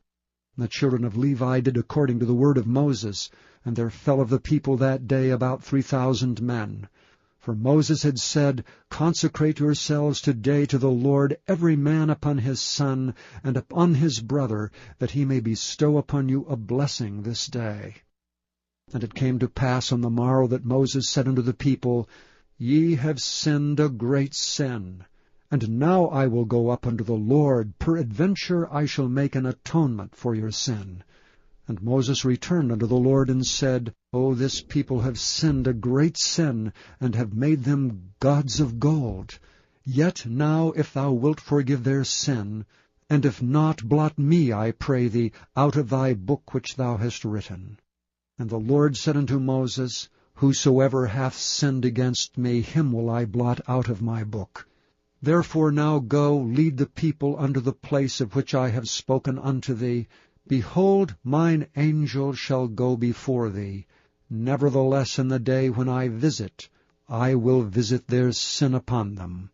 And the Lord plagued the people because they made the calf which Aaron made. Chapter 33. And the Lord said unto Moses, Depart, and go up hence, thou and the people which thou hast brought up out of the land of Egypt, unto the land which I sware unto Abraham, to Isaac, and to Jacob, saying, Unto thy seed will I give it. And I will send an angel before thee, and I will drive out the Canaanite, the Amorite, and the Hittite, and the Perizzite, the Hivite, and the Jebusite, unto a land flowing with milk and honey. For I will not go up in the midst of thee, for thou art a stiff-necked people, lest I consume thee in the way. And when the people heard these evil tidings, they mourned, and no man did put on him his ornaments. For the Lord had said unto Moses, Say unto the children of Israel, Ye are a stiff-necked people. I will come up into the midst of thee in a moment and consume thee. Therefore now put off thy ornaments from thee, that I may know what to do unto thee. And the children of Israel stripped themselves of their ornaments by the Mount Horeb. And Moses took the tabernacle and pitched it without the camp, afar off from the camp, and called it the tabernacle of the congregation. And it came to pass that every one which sought the Lord went out unto the tabernacle of the congregation, which was without the camp. And it came to pass, when Moses went out into the tabernacle, that all the people rose up and stood every man at his tent door, and looked after Moses until he was gone into the tabernacle. And it came to pass, as Moses entered into the tabernacle, the cloudy pillar descended, and stood at the door of the tabernacle, and the Lord talked with Moses. And all the people saw the cloudy pillar stand at the tabernacle door, and all the people rose up and worshipped, every man in his tent door. And the Lord spake unto Moses face to face, as a man speaketh unto his friend. And he turned again into the camp, but his servant Joshua the son of Nun, a young man, departed not out of the tabernacle. And Moses said unto the Lord, See, thou sayest unto me, Bring up this people, and thou hast not let me know whom thou wilt send with me. Yet thou hast said, I know thee by name, and thou hast also found grace in my sight. Now therefore I pray thee, if I have found grace in thy sight, show me now the way that I may know thee, that I may find grace in thy sight, and consider that this nation is thy people. And he said, My presence shall go with thee, and I will give thee rest. And he said unto him, If thy presence go not with me, carry us not up hence. For wherein shall it be known here that I and thy people have found grace in thy sight? Is it not in that thou goest with us? So shall we be separated, I and thy people, from all the people that are upon the face of the earth. And the Lord said unto Moses, I will do this thing also that thou hast spoken, for thou hast found grace in my sight, and I know thee by name. And he said, I beseech thee, show me thy glory. And he said, I will make all my goodness pass before thee, and I will proclaim the name of the Lord before thee, and will be gracious to whom I will be gracious, and will show mercy on whom I will show mercy. And he said, Thou canst not see my face, for there shall no man see me and live. And the Lord said, Behold, there is a place by me, and thou shalt stand upon a rock. And it shall come to pass, while my glory passeth by, that I will put thee in a cleft of the rock, and will cover thee with my hand while I pass by. And I will take away mine hand, and thou shalt see my back parts, but my face shall not be seen. Chapter 34. And the Lord said unto Moses, Hew thee 2 tables of stone like unto the first, and I will write upon these tables the words that were in the first tables which thou breakest. And be ready in the morning, and come up in the morning unto Mount Sinai, and present thyself there to me in the top of the mount. And no man shall come up with thee, neither let any man be seen throughout all the mount. Neither let the flocks nor herds feed before that mount. And he hewed 2 tables of stone like unto the first, and Moses rose up early in the morning, and went up unto Mount Sinai, as the Lord had commanded him, and took in his hand the 2 tables of stone. And the Lord descended in the cloud, and stood with him there, and proclaimed the name of the Lord. And the Lord passed by before him and proclaimed, the Lord God, merciful and gracious, long-suffering and abundant in goodness and truth, keeping mercy for thousands, forgiving iniquity and transgression and sin, and that will by no means clear the guilty, visiting the iniquity of the fathers upon the children, and upon the children's children unto the third and to the fourth generation. And Moses made haste, and bowed his head toward the earth, and worshipped. And he said, If now I have found grace in thy sight, O Lord, let my Lord, I pray thee, go among us. For it is a stiff-necked people, and pardon our iniquity and our sin, and take us for thine inheritance. And he said, Behold, I make a covenant. Before all thy people I will do marvels such as have not been done in all the earth nor in any nation, and all the people among which thou art shall see the work of the Lord. For it is a terrible thing that I will do with thee. Observe thou that which I command thee this day. Behold, I will drive out before thee the Amorite, and the Canaanite, and the Hittite, and the Perizzite, and the Hivite, and the Jebusite. Take heed to thyself, lest thou make a covenant with the inhabitants of the land whither thou goest, lest it be for a snare in the midst of thee. But ye shall destroy their altars, break their images, and cut down their groves. For thou shalt worship no other God, for the Lord, whose name is jealous, is a jealous God. Lest thou make a covenant with the inhabitants of the land, and they go a-whoring after their gods, and do sacrifice unto their gods, and one call thee, and thou eat of his sacrifice. And thou take of their daughters unto thy sons, and their daughters go a-whoring after their gods, and make thy sons go a-whoring after their gods. Thou shalt make thee no molten gods. The feast of unleavened bread shalt thou keep. 7 days thou shalt eat unleavened bread, as I commanded thee, in the time of the month Abib. For in the month Abib thou camest out from Egypt. All that openeth the matrix is mine, and every firstling among thy cattle, whether ox or sheep, that is male. But the firstling of an ass thou shalt redeem with a lamb, and if thou redeem him not, then shalt thou break his neck. All the firstborn of thy sons shalt thou redeem, and none shall appear before me empty. 6 days shalt thou work, but on the 7th day thou shalt rest. In earing time and in harvest thou shalt rest. And thou shalt observe the feast of weeks, of the firstfruits of wheat harvest, and the feast of ingathering at the year's end. Thrice in the year shall all your men children appear before the Lord God, the God of Israel. For I will cast out the nations before thee, and enlarge thy borders. Neither shall any man desire thy land when thou shalt go up to appear before the Lord thy God thrice in the year. Thou shalt not offer the blood of my sacrifice with leaven, neither shall the sacrifice of the feast of the Passover be left unto the morning. The first of the firstfruits of thy land shalt thou bring unto the house of the Lord thy God. Thou shalt not see the kid in his mother's milk. And the Lord said unto Moses, Write thou these words, for after the tenor of these words I have made a covenant with thee and with Israel.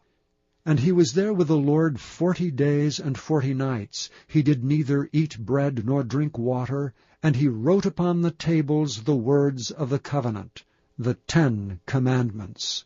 And it came to pass, when Moses came down from Mount Sinai, with the 2 tables of testimony in Moses' hand, when he came down from the mount, that Moses wist not that the skin of his face shone while he talked with him. And when Aaron and all the children of Israel saw Moses, behold, the skin of his face shone, and they were afraid to come nigh him. And Moses called unto them, and Aaron and all the rulers of the congregation returned unto him, and Moses talked with them. And afterward all the children of Israel came nigh, And he gave them in commandment all that the Lord had spoken with him in Mount Sinai. And till Moses had done speaking with them, he put a veil on his face. But when Moses went in before the Lord to speak with him, he took the veil off until he came out. And he came out and spake unto the children of Israel that which he was commanded. And the children of Israel saw the face of Moses, that the skin of Moses' face shone. And Moses put the veil upon his face again, until he went in to speak with him. Chapter 35. And Moses gathered all the congregation of the children of Israel together, and said unto them, These are the words which the Lord hath commanded, that ye should do them. 6 days shall work be done, but on the 7th day there shall be to you an holy day, a Sabbath of rest to the Lord. Whosoever doeth work therein shall be put to death. Ye shall kindle no fire throughout your habitations upon the Sabbath day. And Moses spake unto all the congregation of the children of Israel, saying, This is the thing which the Lord commanded, saying, Take ye from among you an offering unto the Lord. Whosoever is of a willing heart, let him bring it, an offering of the Lord, gold and silver and brass, and blue and purple and scarlet and fine linen and goat's hair, and rams' skins dyed red, and badgers' skins and shittim wood, and oil for the light, and spices for anointing oil and for the sweet incense, and onyx stones and stones to be set for the ephod and for the breastplate.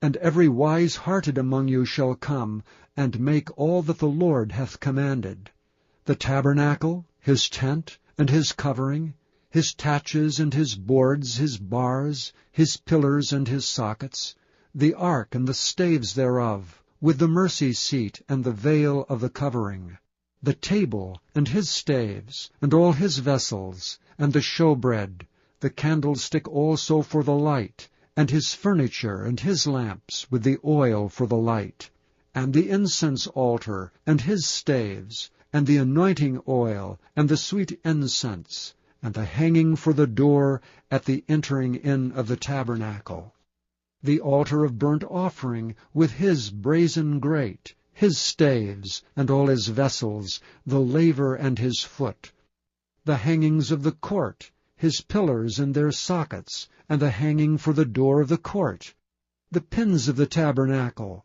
and the pins of the court and their cords, the cloths of service, to do service in the holy place, the holy garments for Aaron the priest, and the garments of his sons, to minister in the priest's office. And all the congregation of the children of Israel departed from the presence of Moses. And they came, every one whose heart stirred him up, and every one whom his spirit made willing, and they brought the Lord's offering to the work of the tabernacle of the congregation, and for all his service, and for the holy garments. And they came, both men and women, as many as were willing-hearted, and brought bracelets and earrings and rings, and tablets, all jewels of gold, and every man that offered an offering of gold unto the Lord. And every man with whom was found blue and purple, and scarlet, and fine linen, and goat's hair, and red skins of rams, and badgers' skins brought them. Every one that did offer an offering of silver and brass brought the Lord's offering, and every man with whom was found shittim wood for any work of the service brought it. And all the women that were wise-hearted did spin with their hands, and brought that which they had spun, both of blue, and of purple, and of scarlet, and of fine linen. And all the women whose heart stirred them up in wisdom spun goat's hair. And the rulers brought onyx stones, and stones to be set for the ephod and for the breastplate, and spice, and oil for the light, and for the anointing oil, and for the sweet incense. And the children of Israel brought a willing offering unto the Lord, every man and woman whose heart made them willing to bring for all manner of work which the Lord had commanded to be made by the hand of Moses. And Moses said unto the children of Israel, See, the Lord hath called by name Bezaleel the son of Uri, the son of Hur of the tribe of Judah. And he hath filled him with the Spirit of God, in wisdom, in understanding, and in knowledge, and in all manner of workmanship, and to devise curious works, to work in gold, and in silver, and in brass, and in the cutting of stones to set them, and in carving of wood to make any manner of cunning work. And he hath put in his heart that he may teach both he and Aholiab, the son of Ahisamach of the tribe of Dan. Them hath he filled with wisdom of heart, to work all manner of work of the engraver, and of the cunning workman, and of the embroiderer in blue, and in purple, and scarlet, and in fine linen, and of the weaver, even of them that do any work, and of those that devise cunning work. Chapter 36. Then wrought Bezaleel and Aholiab, and every wise-hearted man in whom the Lord put wisdom and understanding, to know how to work all manner of work for the service of the sanctuary, according to all that the Lord had commanded. And Moses called Bezaleel and Aholiab, and every wise-hearted man in whose heart the Lord had put wisdom, even every one whose heart stirred him up to come unto the work to do it. And they received of Moses all the offering which the children of Israel had brought for the work of the service of the sanctuary, to make it withal. And they brought yet unto him free offerings every morning. And all the wise men that wrought all the work of the sanctuary came every man from his work which they made. And they spake unto Moses, saying, The people bring much more than enough for the service of the work which the Lord commanded to make. And Moses gave commandment, and they caused it to be proclaimed throughout the camp, saying, Let neither man nor woman make any more work for the offering of the sanctuary. So the people were restrained from bringing, for the stuff they had was sufficient for all the work to make it, and too much. And every wise-hearted man among them that wrought the work of the tabernacle made 10 curtains of fine twined linen, and blue, and purple, and scarlet, with cherubims of cunning work made he them.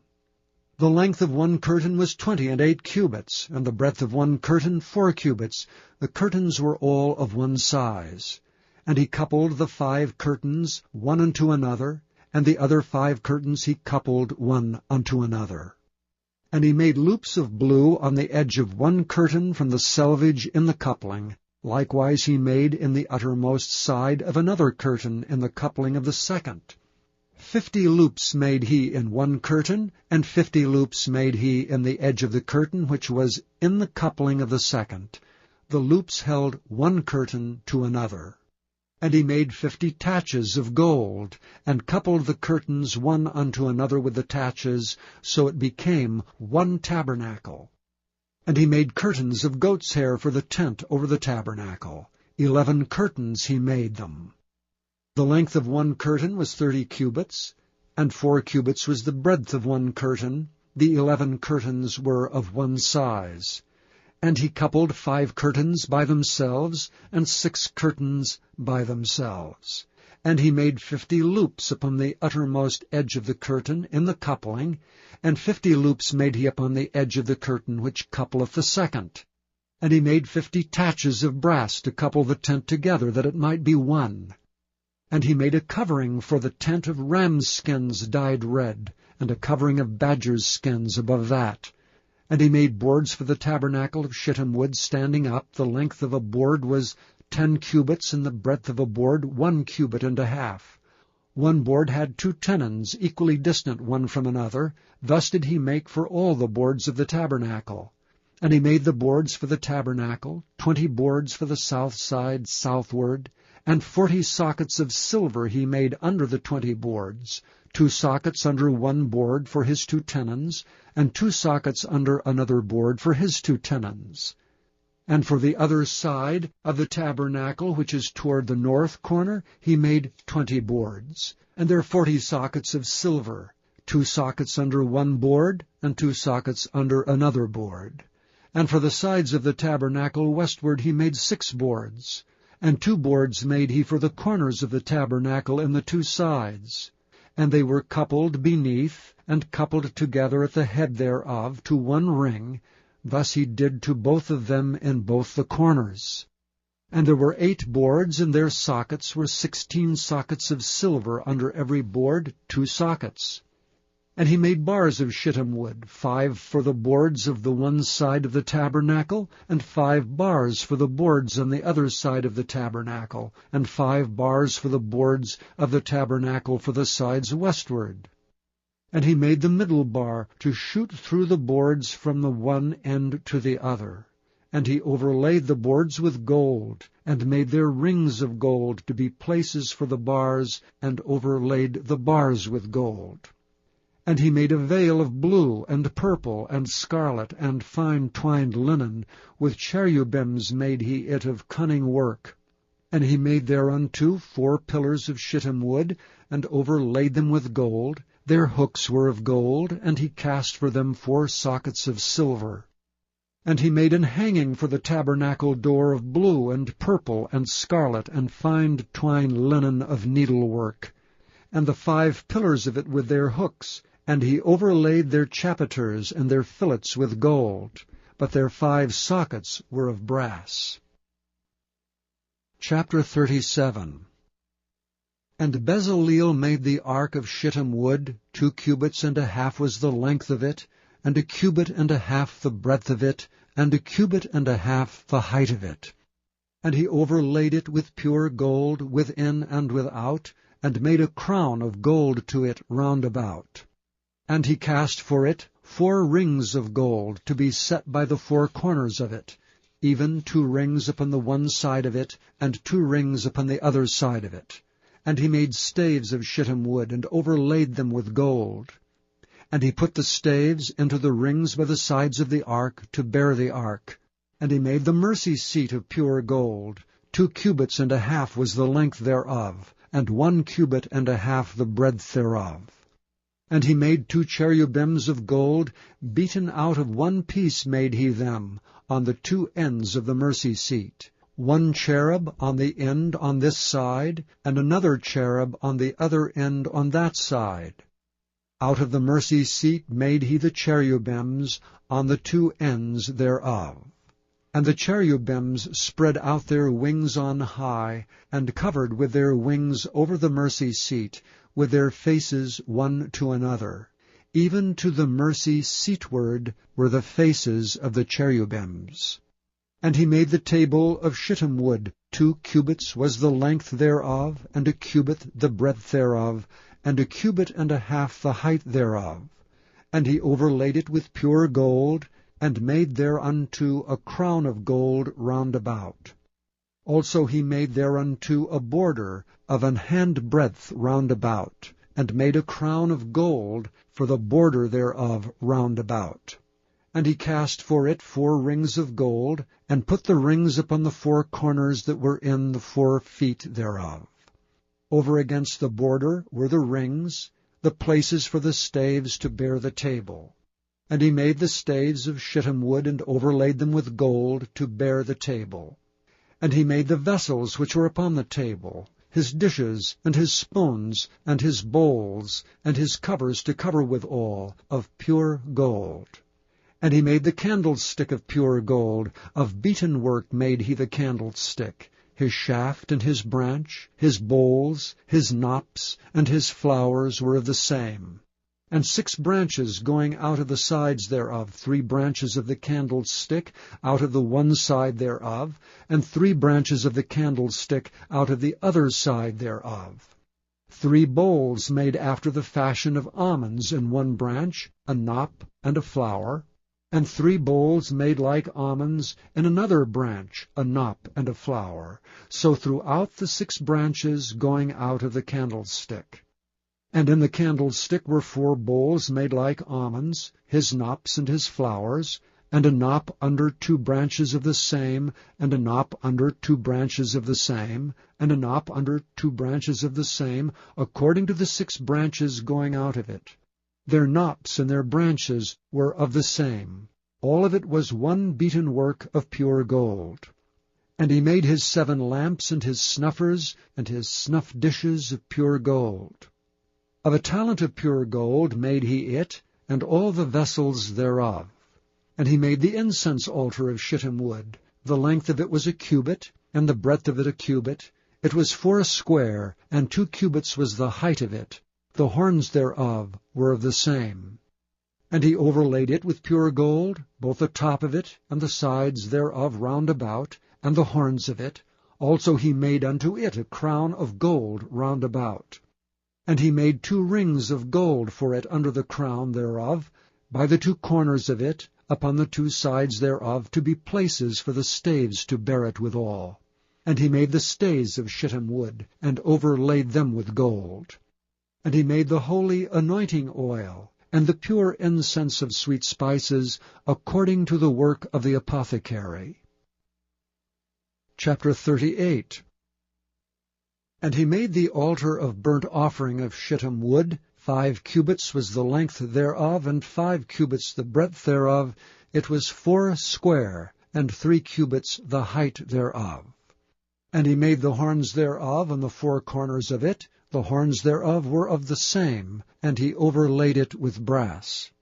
And he made all the vessels of the altar, the pots, and the shovels, and the basins, and the flesh hooks, and the fire pans, all the vessels thereof made he of brass. And he made for the altar a brazen grate of network under the compass thereof beneath unto the midst of it. And he cast 4 rings for the 4 ends of the grate of brass, to be places for the staves. And he made the stays of shittim wood, and overlaid them with brass. And he put the staves into the rings on the sides of the altar, to bear it withal. He made the altar hollow with boards. And he made the laver of brass, and the foot of it of brass. Of the looking glasses of the women assembling, which assembled at the door of the tabernacle of the congregation. And he made the court. On the south side southward the hangings of the court were of fine twined linen, 100 cubits. Their pillars were 20, and their brazen sockets 20. The hooks of the pillars and their fillets were of silver. And for the north side the hangings were 100 cubits, their pillars were 20, and their sockets of brass 20, the hooks of the pillars and their fillets of silver.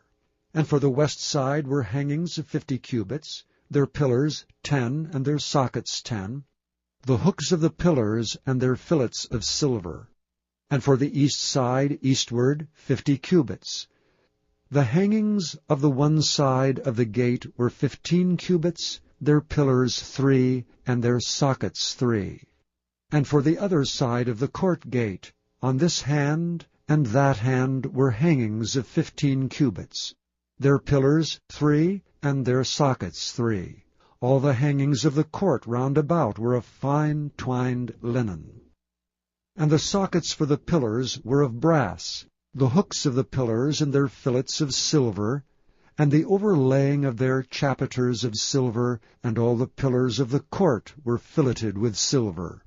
And the hanging for the gate of the court was needlework, of blue and purple and scarlet, and fine twined linen, and 20 cubits was the length, and the height in the breadth was 5 cubits, answerable to the hangings of the court.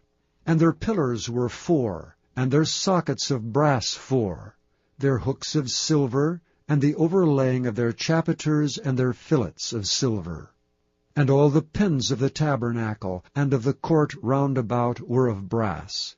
This is the sum of the tabernacle, even of the tabernacle of testimony, as it was counted according to the commandment of Moses, for the service of the Levites by the hand of Ithamar, son to Aaron the priest.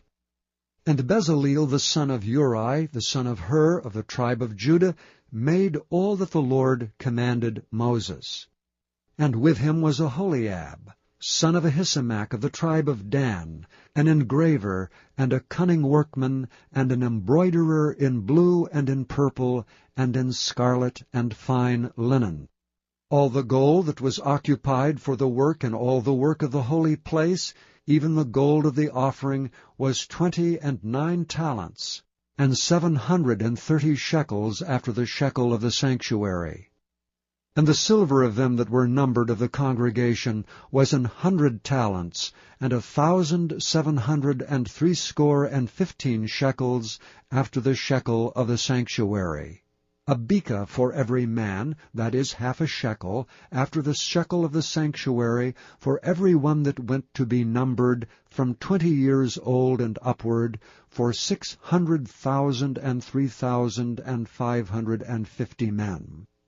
And of the 100 talents of silver were cast the sockets of the sanctuary, and the sockets of the veil, and 100 sockets of the 100 talents, a talent for a socket. And of the 1,775 shekels he made hooks for the pillars, and overlaid their chapiters, and filleted them. And the brass of the offering was 70 talents, and 2,400 shekels. And therewith he made the sockets to the door of the tabernacle of the congregation, and the brazen altar, and the brazen grate for it, and all the vessels of the altar, and the sockets of the court round about, and the sockets of the court gate, and all the pins of the tabernacle, and all the pins of the court round about. Chapter 39. And of the blue and purple and scarlet they made cloths of service to do service in the holy place, and made the holy garments for Aaron, as the Lord commanded Moses. And he made the ephod of gold, blue and purple and scarlet, and fine twined linen. And they did beat the gold into thin plates, and cut it into wires, to work it in the blue, and in the purple, and in the scarlet, and in the fine linen with cunning work. They made shoulder pieces for it, to couple it together. By the 2 edges was it coupled together. And the curious girdle of his ephod that was upon it was of the same, according to the work thereof, of gold, blue, and purple, and scarlet, and fine twined linen, as the Lord commanded Moses.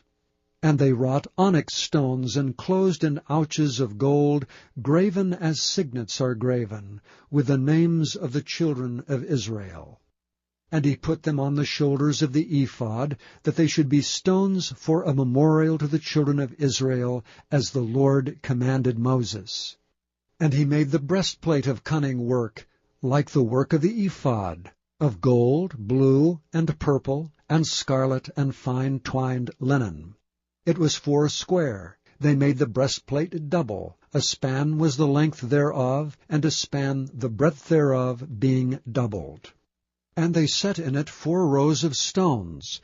The first row was a sardius, a topaz, and a carbuncle. This was the first row. And the second row, an emerald, a sapphire, and a diamond. And the third row, a ligure, and agate, and an amethyst.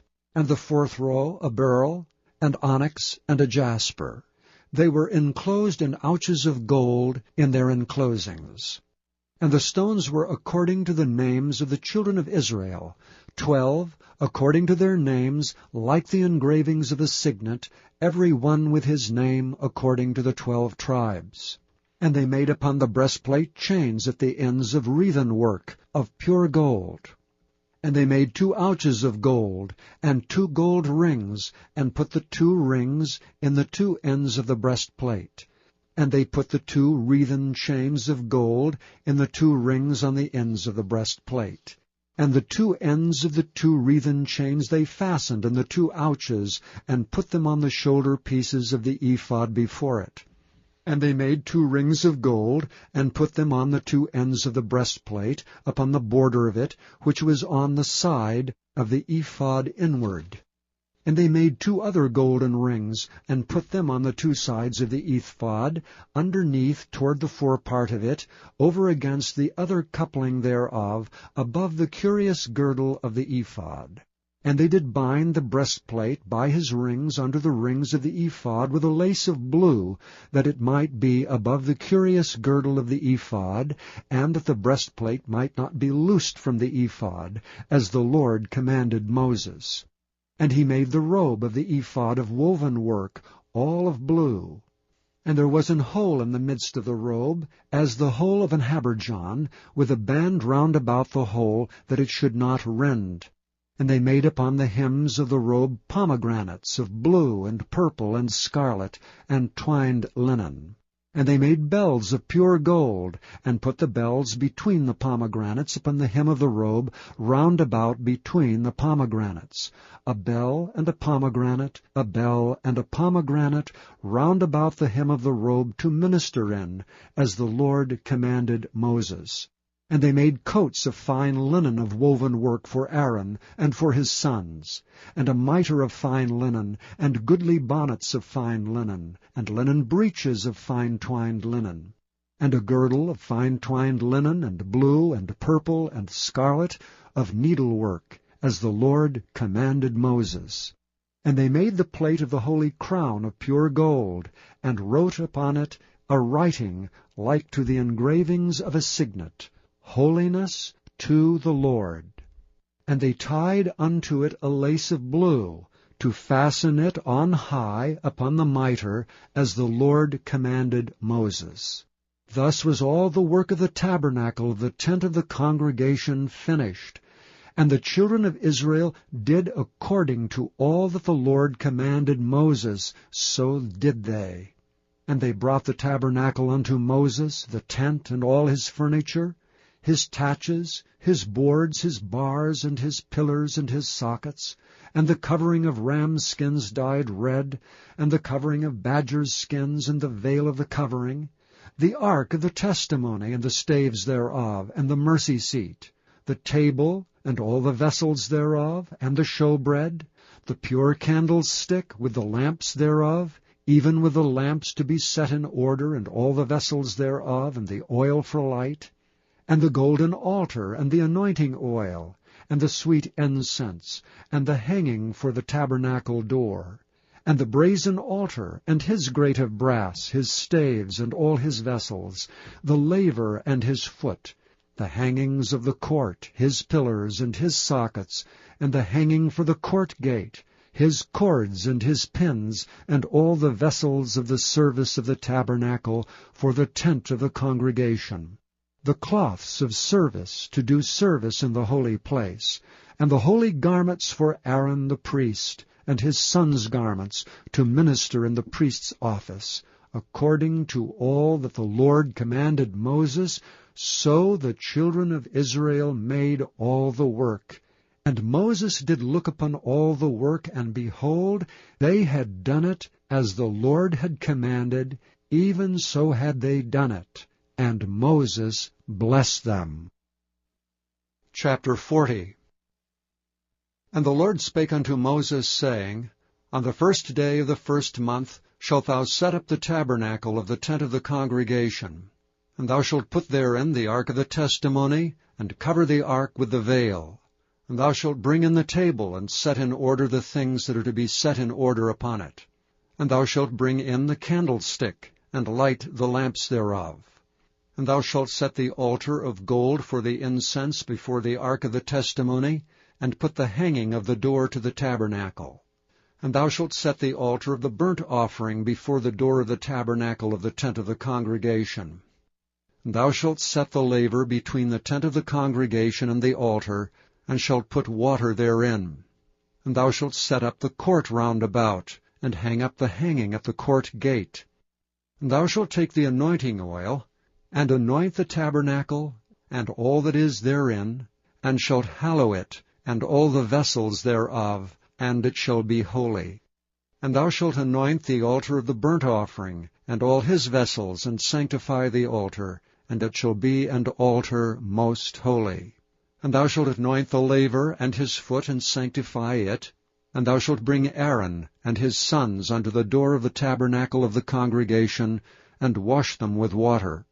And thou shalt put upon Aaron the holy garments, and anoint him, and sanctify him, that he may minister unto me in the priest's office. And thou shalt bring his sons, and clothe them with coats. And thou shalt anoint them, as thou didst anoint their father, that they may minister unto me in the priest's office. For their anointing shall surely be an everlasting priesthood throughout their generations. Thus did Moses, according to all that the Lord commanded him, so did he. And it came to pass in the 1st month of the 2nd year, on the 1st day of the month, that the tabernacle was reared up. And Moses reared up the tabernacle, and fastened his sockets, and set up the boards thereof, and put in the bars thereof, and reared up his pillars. And he spread abroad the tent over the tabernacle, and put the covering of the tent above upon it, as the Lord commanded Moses. And he took and put the testimony into the ark, and set the staves on the ark, and put the mercy seat above upon the ark. And he brought the ark into the tabernacle, and set up the veil of the covering, and covered the ark of the testimony, as the Lord commanded Moses. And he put the table in the tent of the congregation upon the side of the tabernacle northward, without the veil. And he set the bread in order upon it before the Lord, as the Lord had commanded Moses. And he put the candlestick in the tent of the congregation over against the table on the side of the tabernacle southward. And he lighted the lamps before the Lord, as the Lord commanded Moses. And he put the golden altar in the tent of the congregation before the veil, and he burnt sweet incense thereon, as the Lord commanded Moses. And he set up the hanging at the door of the tabernacle, and he put the altar of burnt offering by the door of the tabernacle of the tent of the congregation, and offered upon it the burnt offering and the meat offering, as the Lord commanded Moses. And he set the laver before the tent of the congregation and the altar, and put water therein to wash withal. And Moses and Aaron and his sons washed their hands and their feet thereat, when they went into the tent of the congregation, and when they came near unto the altar they washed, as the Lord commanded Moses. And he reared up the court round about the tabernacle and the altar, and set up the hanging of the court gate. So Moses finished the work. Then a cloud covered the tent of the congregation, and the glory of the Lord filled the tabernacle. And Moses was not able to enter into the tent of the congregation, because the cloud abode thereon, and the glory of the Lord filled the tabernacle. And when the cloud was taken up from over the tabernacle, the children of Israel went onward in all their journeys. But if the cloud were not taken up, then they journeyed not till the day that it was taken up. For the cloud of the Lord was upon the tabernacle by day, and fire was on it by night, in the sight of all the house of Israel throughout all their journeys. Thank you for listening to this recording of the King James Bible produced by Audio Scriptures International. Audio Scriptures International believes it is more important to spread the Word of God than to make a large profit. Please feel free to make copies of these recordings and distribute them freely so long as you adhere to the following guidelines. First, you may not charge any more than the cost to duplicate and send them. Secondly, you must make a complete copy of the recording, including this message. For commercial and fundraising distribution, please contact Audio Scriptures International for additional information.